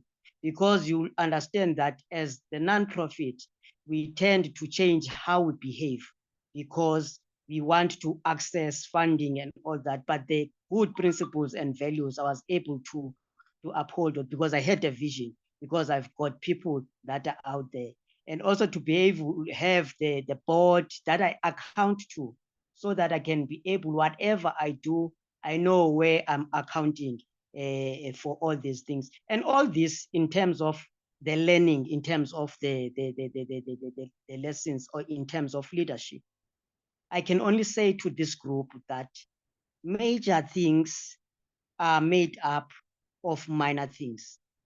Never ever underestimate the power of starting small. This is where, as the people who are in this group, that we need to be upholding and understand that those small things that you are doing are a build up to major things and bigger things that you can be able to achieve. And also, just to get into the passion, in terms of what drives my passion. To me, it's always, you know, about the desire to make the positive impact to others. And on top of that, the reason I keep on moving is because of the vision that I have for the better future in the present moment of the people who are around me. And whenever I do all those things, I always I'm not looking for recognition when I'm doing such things. So that's what drives my passion, because I'm doing this. I'm not looking for the praise and all that, but I'm doing it because I'm loving it. And to nail it all, what helps me and drives my passion is to have role models and also to have mentors. That helps us to be able to activate the inner person of the passion that you are having. And maybe on what maybe I inspire others working towards maybe a common goal. You know, I believe I come from the school of thought that says, if you want to inspire anyone, what you need to do, you need to be the example. You need to do good. You need to be that person who first do it. So that's how I inspire people, because I start to do it first to show that it is possible to do it. And also I always promote collaborations and also working hand in glove, because when you do that, you are able to inspire people. They will see that you are giving them, you know, the platform. And in my house and even in the work that I do, I even call it an open door policy, a policy of transparency, where people can find that they fit into your space. You don't suffocate them. You don't impose, but you arouse their interest by doing the collaboration. And maybe lastly, on this part, in terms of how to inspire people, you know, you need to reach a level where you need to understand people on their different levels. And when you start to do that, you'll be able to respect everyone and anyone on how they think and how they do things. And the last one is the biggest challenge. It's the biggest challenge that I have faced is when we lost our second child at 10 years. He died in my hands. I was looking at him and I was praying to God, seeing him that is taking his last breath. And that was the challenge that I've ever faced as a leader. Because to me, leadership does not start in your business, does not start in the outside world, but it starts within your household, within where you are, in the closer proximity. So as the leader, as the head of the house, I had to be able to manage what was going into the family. So that was the time which was so challenging to me. And how I overcame it, it was also through the philanthropy, where we created initiatives, we created good memories, you know, of our child. He used to say to us, brothers and sisters, everything will be fine, everything will be good in life. So we created a program that say Kuzolunga, and we always keep moving, we keep on doing things that bring hope, that also inspire us that one day everything will be well. Lastly, I want to say to everyone here, it is only in him that we live, we move, and we have our being. And we can be able to handle everything and anything in our businesses, in our families, when we know that who we are, where do we come from, and what do we need. The 3 W's of the LMF Zimbabwe. Thank you so much, Doc. Distinguished Elias, please, are you giving a standing ovation to all of these 7 simply incredible? I believe you agree now with the word incredible, isn't it? 7 incredible PALI alumni. So much wisdom we've taken here. Thank you so much, Mr. Mbambo. Oh my gosh, I'm so touched. I'm so inspired. And, you know, here at PALI, we're so blessed that I can always fall on so many people I know I want you to get ready, Dr. Jenny or Miss Moni Tabitha or Ambassador Selma or Ambassador Jackie or Miss Rita or Carrie Ann Thompson. It's been a while. One or two of you should get ready and help us say a big thank you, to these leaders who have shared so much wisdom with us. Whilst one of you gets ready, please do get yourself ready to say something. Let's take 2 questions. We're beyond our time, but look at these leaders who have shared so much wisdom, priceless wisdom. Let's give ourselves some 3, 4, 5 minutes and just wrap up. So let's take a question or 2, just a question for any of them. Fortunately, they are no strangers. And so we can always reach them and connect with them and follow them. And once again, thank you so much for sharing your stories. So any questions? Otherwise, I just want to open up for either Miss Carrie Ann Thompson, Dr. Jenny, Ambassador Selma, Ambassador Jackie, Miss Rita, Madam Thelma. Okay. Yes, Dr. Jenny, thank you. You'd always. Dr. Jenny. Thank you too. Unfortunately, I can't show my face. I would have Fine, loved we to, hear your lovely voice. but I just want to. Thank you. So this is Dr. Genevieve from Ghana, and I just want to say a very big thank you. I can't mention all the names, but I must say it's been amazing listening to all the wonderful stories, the inspiring stories, and the lessons that I am taking away today is I'm starting from Prof. I mean, I was really touched, especially because you did not get an opportunity. You are there to give others the opportunity, and God bless you for that. And I mean, with all the other speakers, I've gathered so much from the lady who spoke from Nigeria. I mean, not giving up and knowing that as a woman, you don't necessarily need to use what you have to get what you want, but hard work pays. Thank you so much. And I must say, Catherine, I took a lot from you as well. And then from South Africa, I couldn't hear you well because I think the network was giving us problem. Then from Dr. Victor Abe, yes, definitely I'm going to inspire others before I expire. And from Prof. Amanda, I must say that I love it when women are doing so well. And for a professor like you in your country, giving back, sharing knowledge, teaching others, it's amazing. What else can I say to Prof. and to all of us who have been able to listen and be part of this evening? I must say thank you so much, and let's keep the connection going. I have connected with a few people and I'm looking forward to connecting with more of you. Let's keep the connection going, and thank you once again, Doc, and then the entire PALI.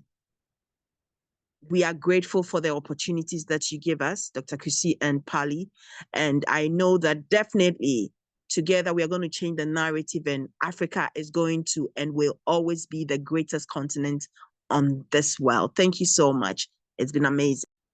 Amazing remarks there, Dr. Jenny. Well, let's hear from another person, please. You can just unmute yourself and express your appreciation for all the incredible wisdom that we have had today. Time didn't allow us to take all the questions, but they are available for us.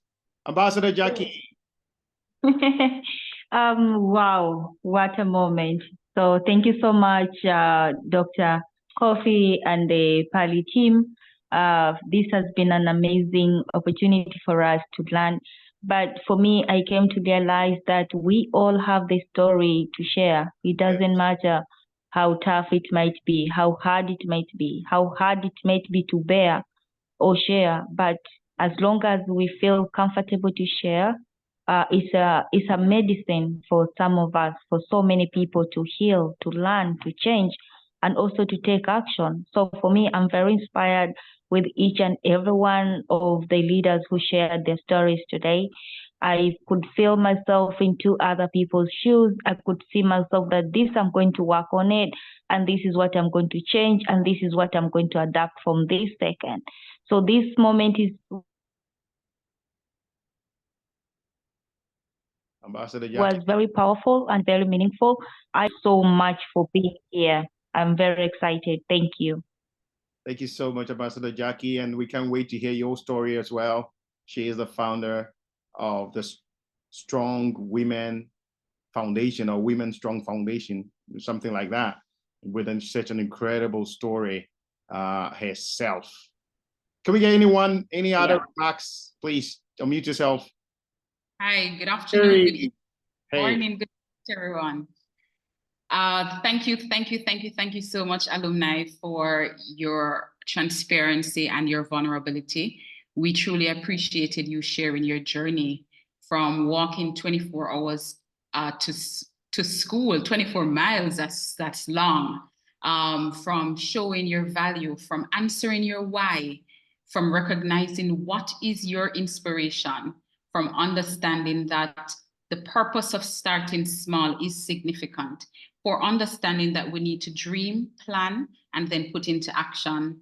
We also know that we are becoming what we think once we practice consistency. We want to tell you thanks so much for sharing with us, and we do hope to connect with you. This is a powerful network, so I encourage each and every person to connect. Utilize the LinkedIn profiles, connect, activate in the WhatsApp group, so we can continue to make the impact across the globe. Thank you.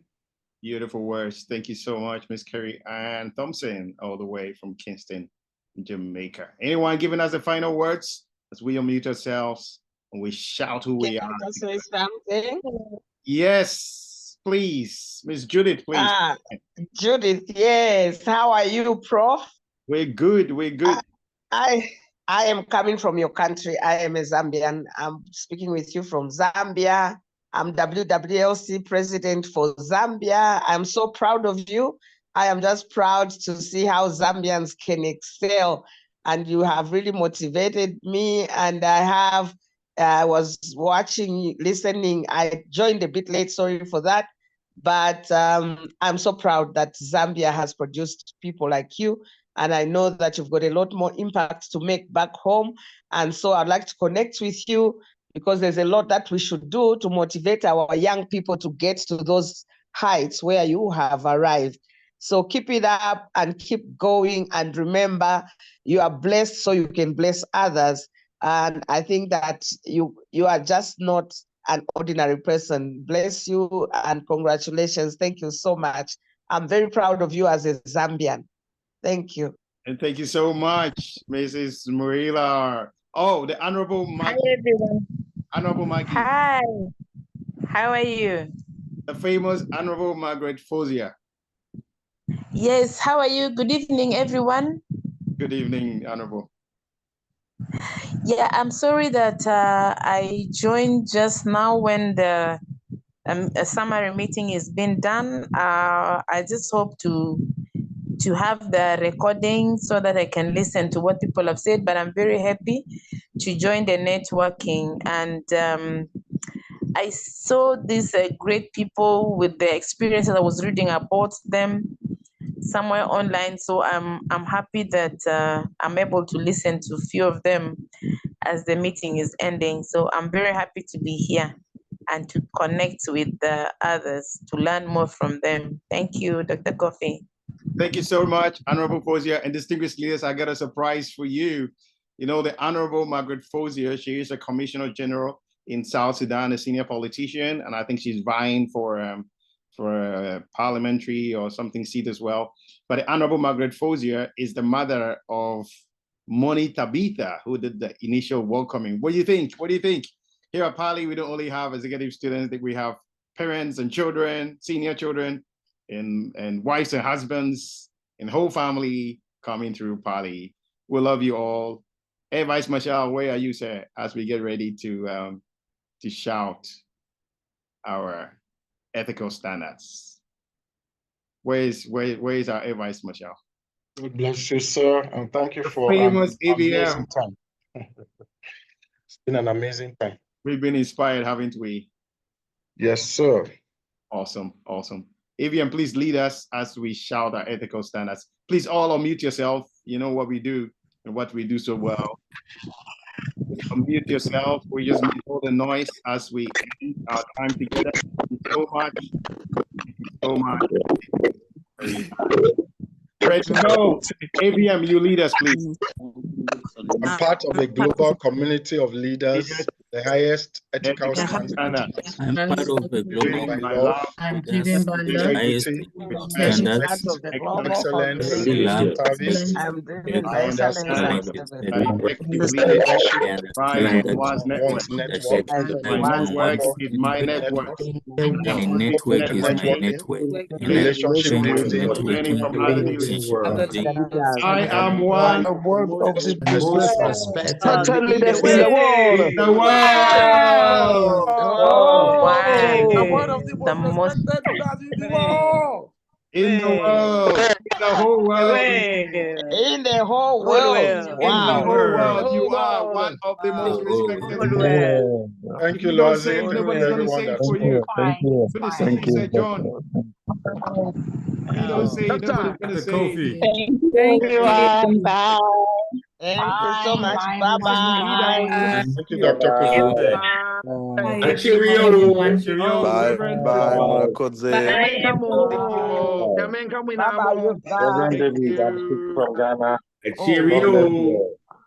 Oh, Ambassador Daryl, good to see you, sir. Yes, yes. Good to see Reverend David speaking from Ghana. God bless you all. I'm really Yes, inspired. Reverend.